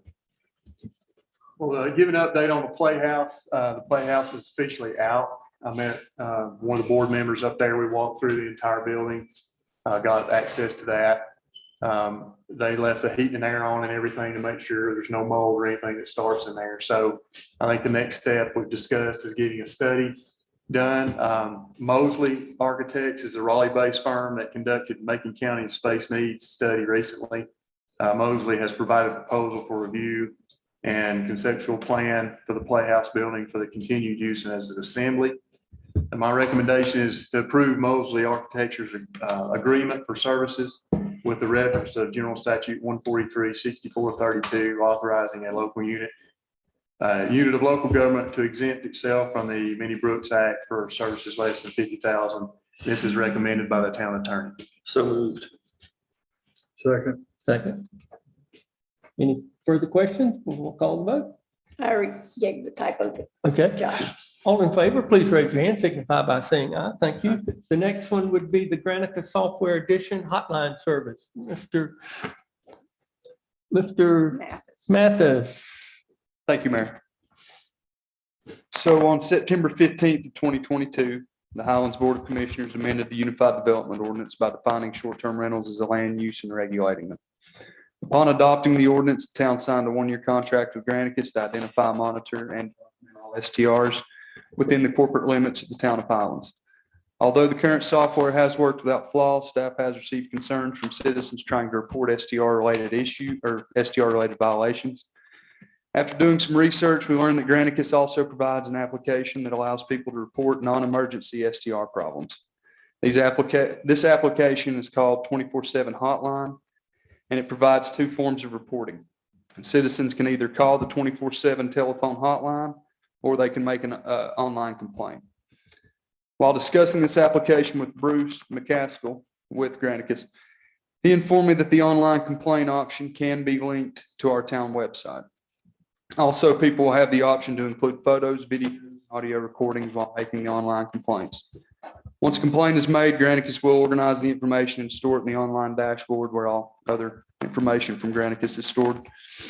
And according to an order form provided by Granicus, the subscription fee for this service will be $5,608, which will be billed annually on top of, we're about to renew as well our monitoring software and compliance software, which I think is a little over 11,000. Yeah, so the total is 17,000 something. So what happened was we did a budget amendment to start the Granicus software back last fiscal year. So we didn't budget this year. So it needs to be approved as the full 17,000. whatever it is, which Michael is describing, the addition of this hotline is $5,600 and something. I'll make a motion to approve this, total 17,000. And well, I don't know, what do you say the exact total was? Does it matter? Does it need to be in the motion? Yes. That's the resolution for 17. Can I just ask a question? You said you can, and maybe Bob can answer this or Chief can answer this. Photos, video and audio recordings, are they legally, because the police has always said if it's not happening when they're there, they can't write a citation. So according to Bruce, they had, and this isn't North Carolina, obviously, we can check with Bob on this, but other states, he had referenced Florida and other places where people have used this. And if they're 3-strike communities, meaning you have 3 violations, you're done, or you get fined, whatever the fact, they've actually been able to use the data they've collected in these other states to enforce that 3 strikes. So in other words, but a violation of the noise ordinance, the police gets called, but the noise isn't there at the time that they're there. Is this acceptable to give them a police citation for that? I don't know. I don't know if it is. I would say if it isn't, it could lead us to problem properties. If you get 3, 4, 5 different complaints from 3, 4, 5 different neighbors or the same neighbor, and they've actually got proof of it happening, that may be a property that we can watch a little more closely moving forward. Okay, And I've got this question, Michael, because, during the spirited discussion on SDRs, there's always been this debate about, well, how many complaints have you had and so forth. With this software, does that document for Yes. you Yeah. the number of complaints and where they've been? Documents it by property and by address if it's an identified property. And by specific violation, like if it's a parking violation. Trash, they could send trash pictures, stuff like that. I'm not saying that I will get that data and be able to send the police, immediately, but it's something that maybe kick it into a routine check every morning or something. You come in and see if there's been any throughout the night. Yes. Please do, Chief. Come on up. There's room for both of us up here. Come on. So I understand what you're asking. Can we use this, similar to a crime if we see a video? Here's the issue. I mean, we go out there and if we don't see it that night, it's trying to figure out who that person is. So yes, if we see that it is happening, we could use that in the future. But there again, is if someone's going to tell us who that person is. A video is just as good as a video is to, as you know who they are, or camera footage is as good as who you know that person, if you can figure out who that person is. So if there's multiple people coming in, then it might take some time, but we could use it. Well, but Mike was speaking to the 3 strikes, if it's a chronic problem, okay? You were speaking about noise. I was speaking specifically about noise or trash or something where it's a chronic problem, not always the same person, but it's an SDR, which has a chronic problem.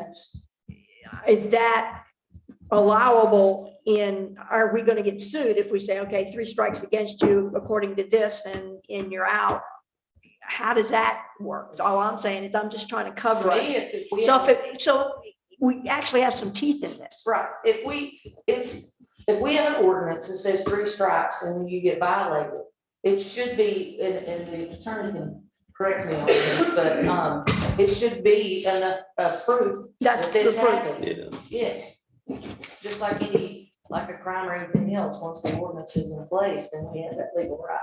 Well, I think. Ask a question. Does this have to be verified by somebody? I mean, you could have a property owner mad at a neighbor and. This is verification of video.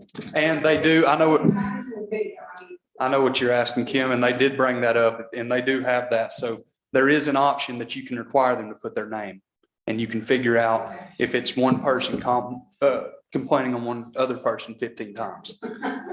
And that is an option. We're making the decision on what is a strike. Yeah, we do. Michael is. Yeah. Correct? Yeah. So I mean, So it's his discretion on whether the music's too loud or there's too many cars parked in the street or that sort of thing. Anyway, so I think your question is, are we in legal jeopardy of somebody saying, well, that's not a valid complaint? I think it would be Not it. tricky with noise. I agree with that because we're not going to have a decibel reading, of course, unless the police go out there and measure it.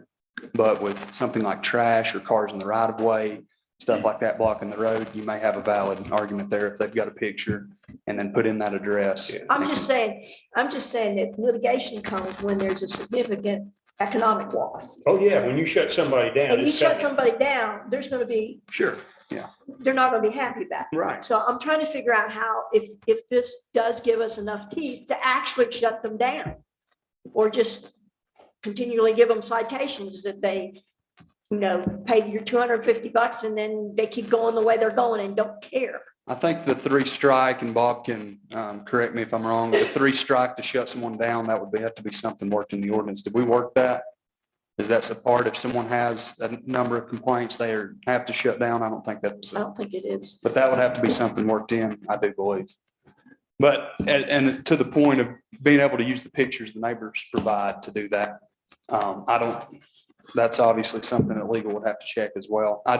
This has been, the reason we're bringing it here today is there have been questions, of course, since we've started this, with people being able to complain about these violations that are going on, and most of them don't want to call 911. That's something we've heard from the beginning. I felt that this could be a possible avenue for them to be able to provide pictures, stuff like that, and give us the complaints. That way we at least know what's going on, whether we can use that data that they submit or not. The police can at least be at that point be informed that, hey, we've got 5 or 6 neighbors over here and they're complaining every other weekend on this house. We need to kind of circle around and see what's going on.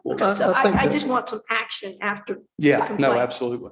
I think the issue at hand is, do we purchase this option tonight? And then as we start using the complaint button, develop, how it can be applied and what's the legal parameters. Bob, do you have any comment? So my thought is that the information you would receive through this service, compare that to, like if somebody uploads a picture, right?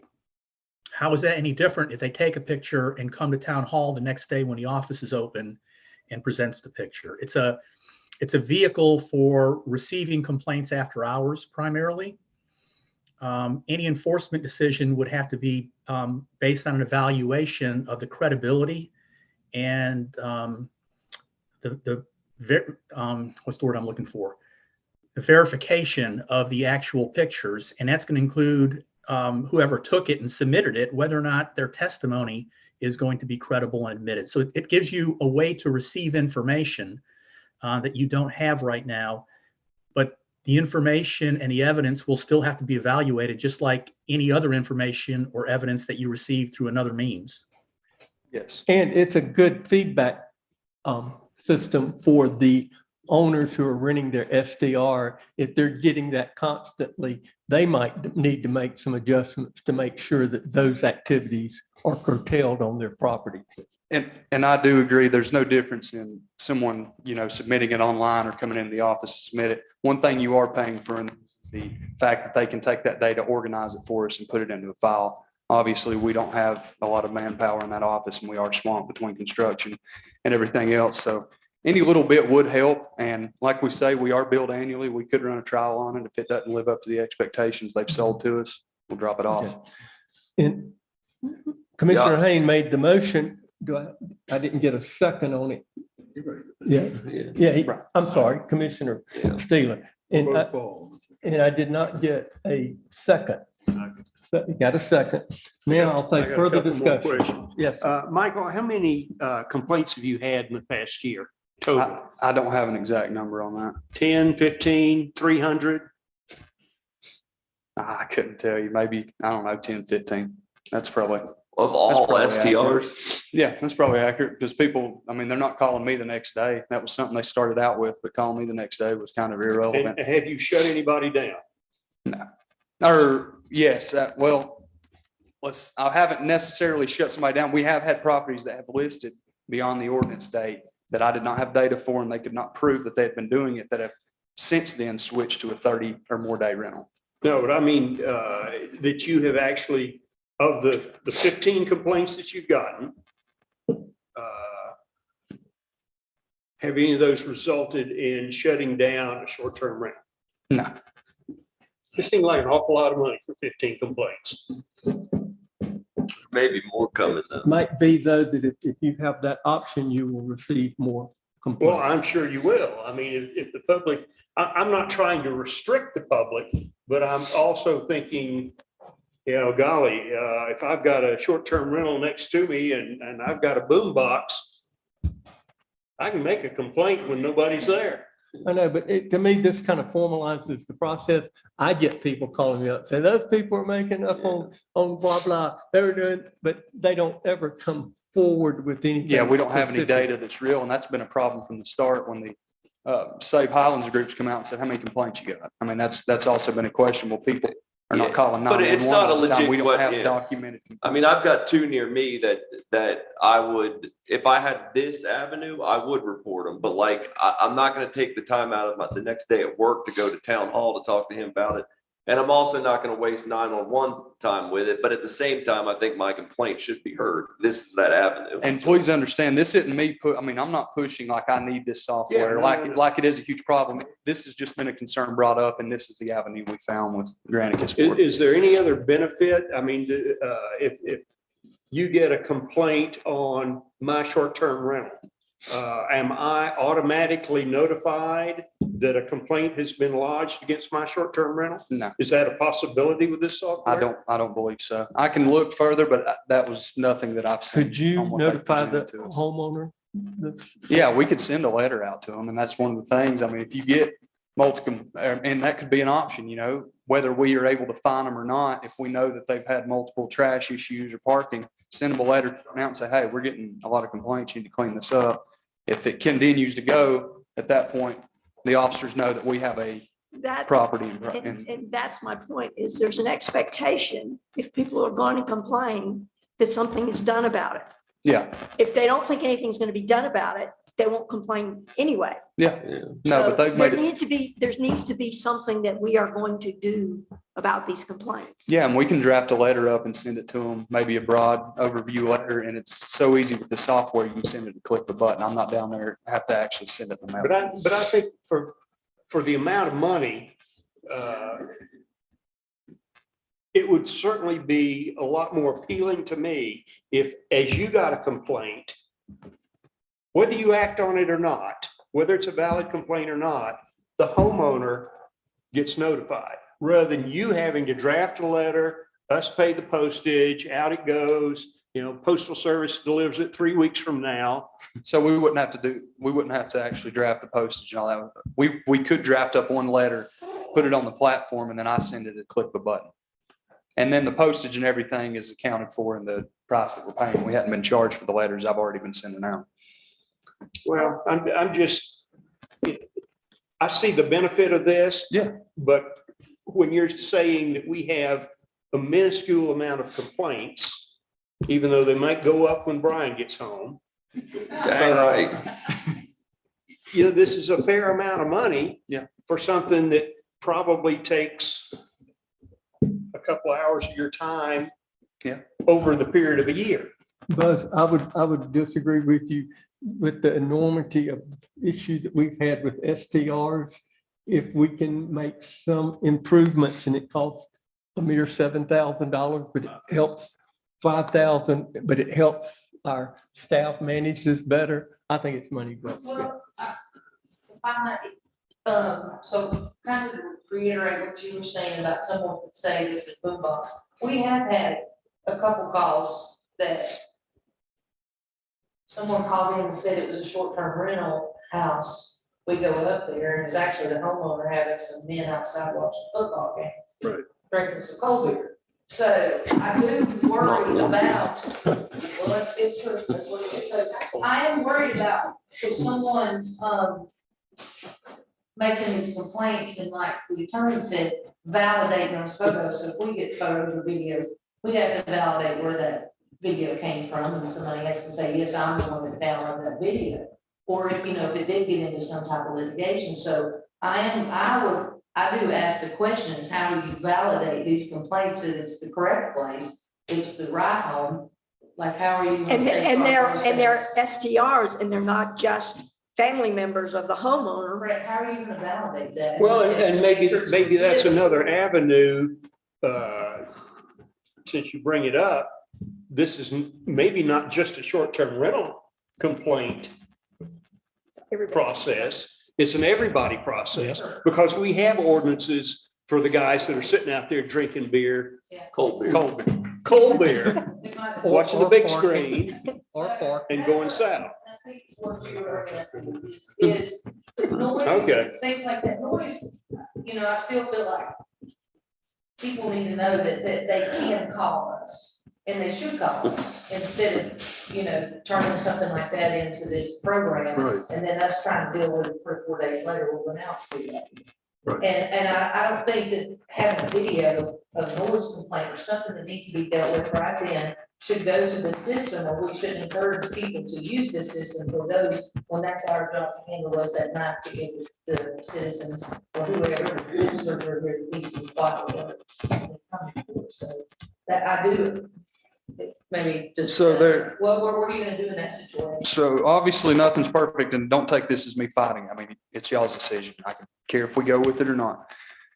The only 2 validation tactics I can answer for is you can require that they put their name beside it. Now, you sit and think, are they putting their real name or whatever? You can probably look that up on parcel data, unless it's under an LLC, but are they putting their real name? They can put descriptions, maybe inform them to put their address, say across the road, but there also is a spot where they've got to put the neighboring address where the problem's going on. They need a timestamp. Time and date stamp. Yeah, it will be timestamped when it's So sent. prime into our- example As of soon as this- they make that complaint, it's timestamped at that point onto the. Yeah, but I dashboard. can upload a video that I took 2 years ago, Yeah, and it absolutely. gets timestamped with what they No. upload time. Well, I mean, as soon as you take a video, your phone keeps a timestamp, but the timestamp that'll be on the dashboard, I don't know for a fact, but I would assume is when they upload it, like you say. So if they upload it in 2 weeks, it's not going to say the day that they took it, but even though I think your videos will tell you when pictures and videos were taken the exact day. Yeah, and but time. you can upload timestamp or not. That's an option. Okay. Anyway, I don't have a problem with it.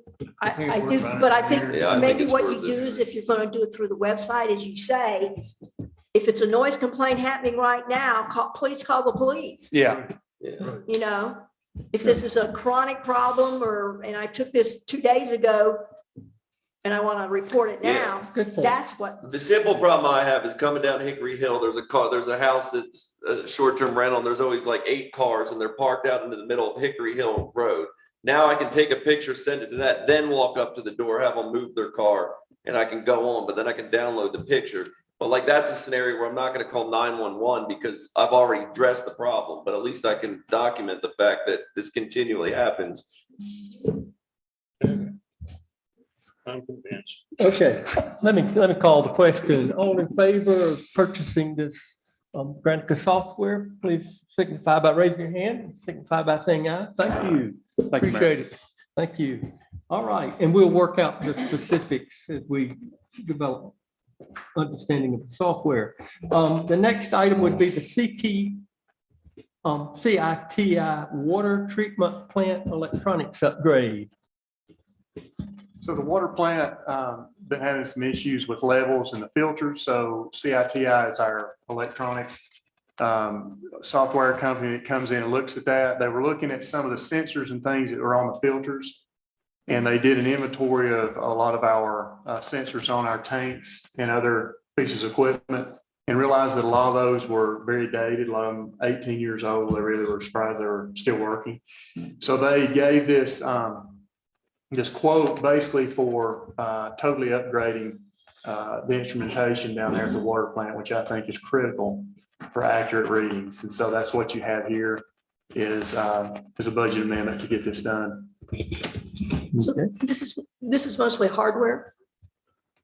Process control.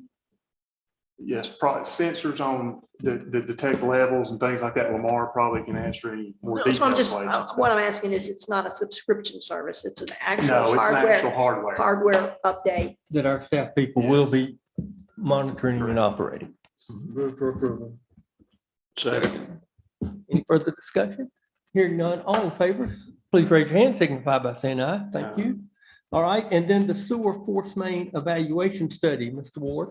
Well, the last two, Rebecca realized that these were late ads last year that we did budget amendments for, was the sewer force main evaluation study along 64, where we had the break and the lead and copper inventory to go ahead and get that started. We did budget amendments in the last budget, but we did not carry those over into the new budget. We just simply need to do that now with a budget amendment.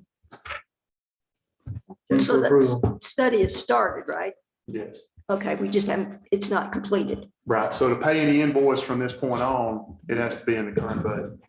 Okay, and Second. Commissioner Haynes has a motion and second by Commissioner Dotson. All in favor, please raise your hand, signify by saying aye. Aye. Thank you. And then finally, the lead and copper inventory. Same thing there. Yeah. Carry over. It's a carryover. Okay, have a motion. Move for approval. Okay. Second, okay. All in favor, please raise your hand. Indicate by saying aye. Thank you. All right. Okay. Thank you very much. Our next item 16, the town board committee discussion. Let me start this off and then I'm going to ask our new town attorney to give his review of this situation. I know Mr. Hageman's been looking at how we do things, been asking questions to Josh.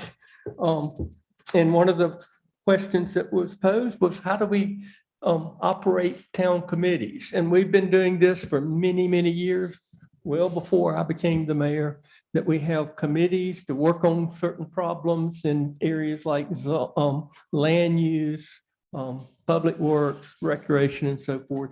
And then that committee reports back to the full board and makes a recommendation.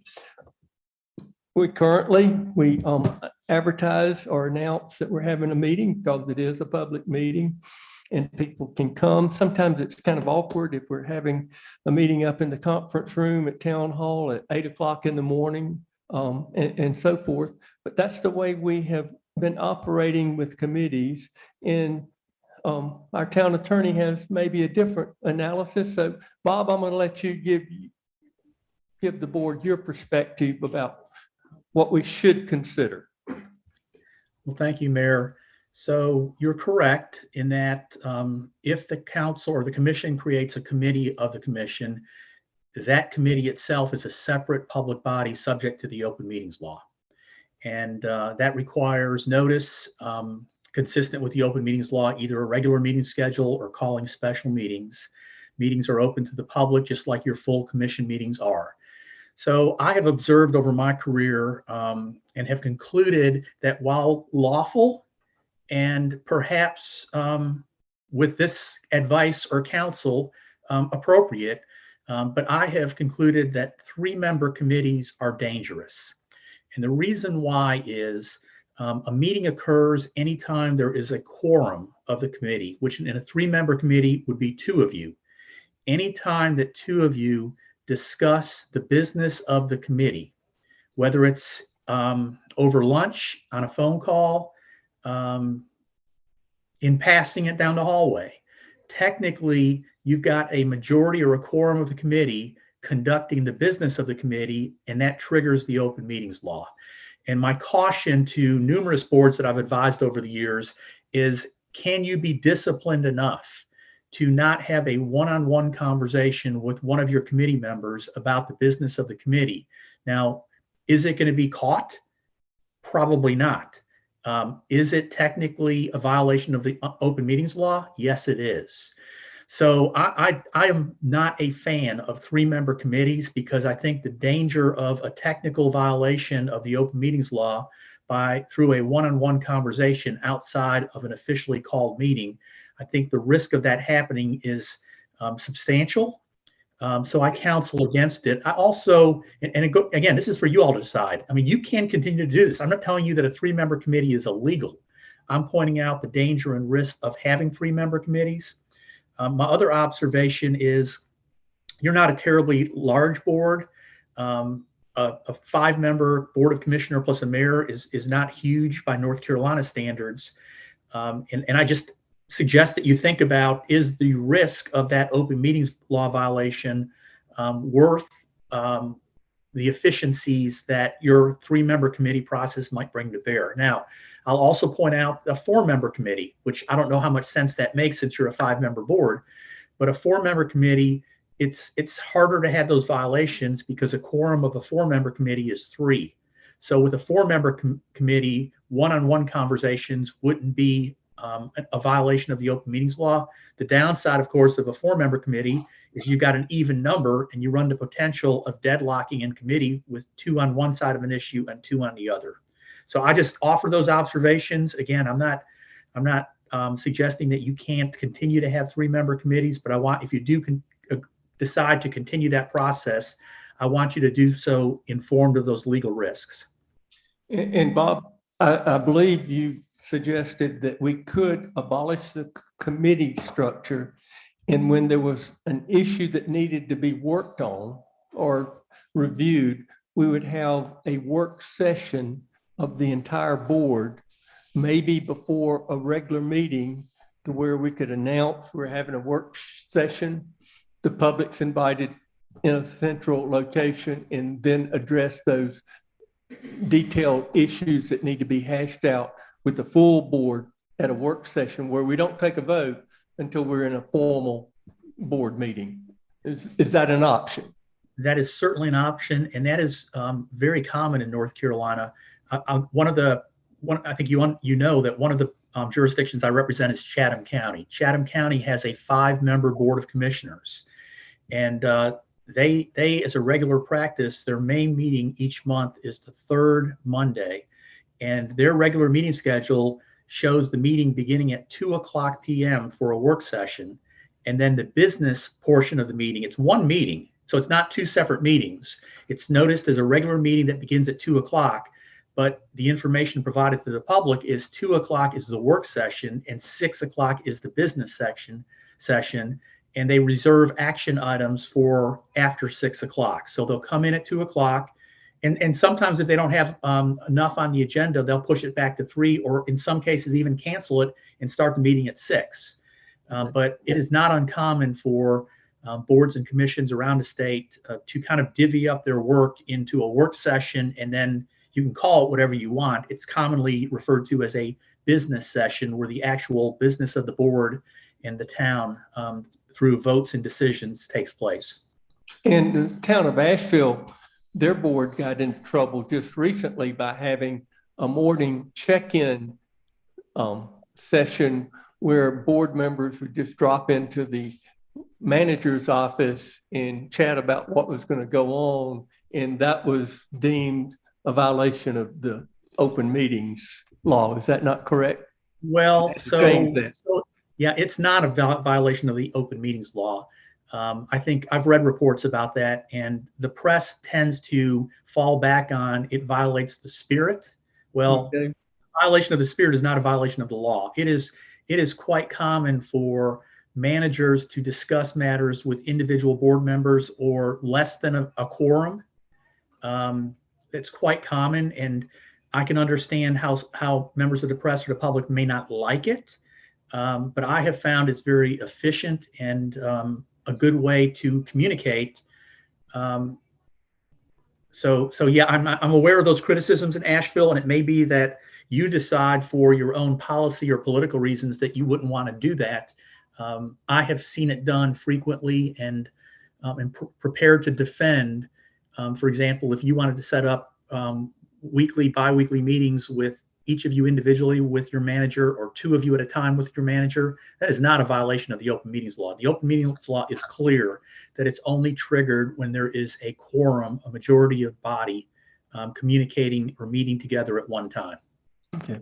And I've always, as the mayor for the last 10 years, if, for example, Commissioner Hayne was in Josh's office discussing something, I'd feel comfortable dropping in and talking. But if there are 2 commissioners in there, I won't go in because of the issue of quorum and the appearance of what we're doing. So what does the board, any questions of Bob or any ideas about how we should proceed with this. I think this is the best thing that's happened since I've been here.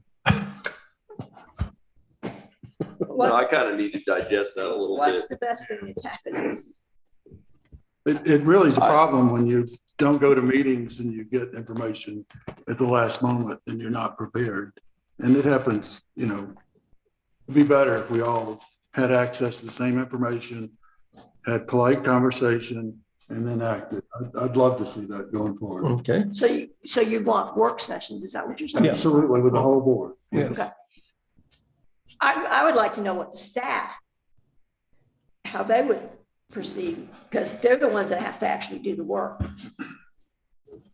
Well, I think it would be probably easier to do a work session before the town board meeting, because you do have to advertise and publish those committee meetings. Gibby has to sit in and take minutes for that. If we have, which we have on occasion with like Public Works Committee, we've had a number of people come in, so we've had to try to move it to a different location where we had enough seating. So I think it would be easier just to do a workstation when we have a lot of items that we need to discuss beforehand. It's just to do it like at 6 o'clock before 7 o'clock meeting. And then, you know, have your regular 7 o'clock meeting or 5. It just depends on how much you had to discuss. Well, my only problem with that is I'm a slow brain processor, I guess, because I like to actually mull things over after I've gotten the information and look at it from different perspectives. And it's hard to do that all in a continuous meeting. So you can have a work session any day. So Mayor, if I could interrupt once again. Typically, when I've seen these work sessions like Josh is proposing as an idea, the items you discuss in the work session would typically not then be on the action agenda at the business meeting. It'd be a discussion of things that might be brought forward at a future meeting. Okay. So if you wanted the time to have some discussion and then be able to reflect on the discussion before it comes forward for actually decision, you can set it up so that your work session is on items that are contemplated to come forth on a meeting the next month, for example. So they're typically not set up to do a work session on items that then you turn around an hour later and then vote on.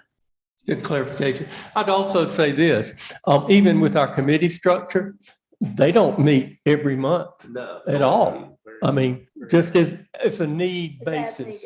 Yeah. And also as commissioners, I mean, I make it a point not to go to town hall. I mean, for Me that too. same reason. So they got to come to me. I mean, and in my 12 years serving on the board, I've not encountered, and I appreciate what our attorney's saying, but I mean, for this group, it's just, to me, that's never been an issue. Well, Okay. not for the town manager, but I've certainly had discussions with other commissioners about things that we should bring up or shouldn't bring up, or, you know, just in passing, it's how the town's going. And so I understand if you have the two of us talking about something is a quorum. I think this has been a long meeting. Maybe Time for a cold beer. and Brian Gotta said go. he'd like to kind of reflect on it. Maybe we need to talk with the town manager and talk among ourselves and formulate a plan. I think Josh and Lester are probably the ones that meet the most with commissioners. Is that correct? Right, the rec committee meets the most. Yeah, I was gonna say, so that's why I was saying, I want to know what Lester wants to think. Well, and Lester I talked about the other day, being that the rec committee meets the most, and if it's an item that comes up we need to discuss, you can do that at any time. When we can come up with a work session, you know, at any time to discuss something. My thought was, we're all here on the third Thursday at 7. Why not get here a little early and discuss it instead of having to come a separate day, unless you needed to have an emergency meeting where you met another day of the month. Well, I'm fine with that, as long as Bob said, we're not taking action on the things that we're just learning about an hour earlier. And I think that's exactly what we need to do. I think discuss that and have that on the agenda for the next month's meeting. Okay.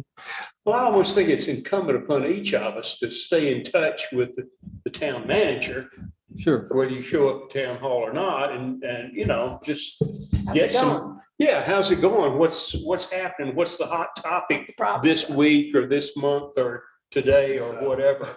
And, either usually for us, it's going to be a one-on-one kind of thing. I don't show up that much, but when I do, I just sit there and say, hey, Josh, what's going on? Or if there's something I'm concerned about, then I'll get some input prior to a meeting to kind of know where I'm going, not where everybody else is going. Help me figure out what I. Exactly. So I think it's more incumbent upon us to stay in touch with town hall. And when we have, when, excuse me, on committee meetings that I've been in, when you go, I need that cold beer. When you go into a committee meeting, you're usually coming out with a resolution. Right, but it's the resolution that would come up at the next board meeting. And if I can change my mind from a resolution, I've rethought this. That's all I'm saying. Is I don't want to make a resolution and an hour later vote on it. I agree. And that's why I'm saying, I think, again, it ought to be incumbent upon each. I'm gonna shut up. Well, it seems to me what we need to do is let the staff, process this and maybe talk with Josh, individual commissioners. And then at this next meeting, we'll revisit this with some options and possibilities on how to move forward, which would include retaining the committee structure or doing these work sessions. Is that agreeable? Yes, sir. Excellent. All right. I'll move, we adjourn. You move. Second. Second. All in favor? We are adjourned. Thank you. Thank audience. Thank you.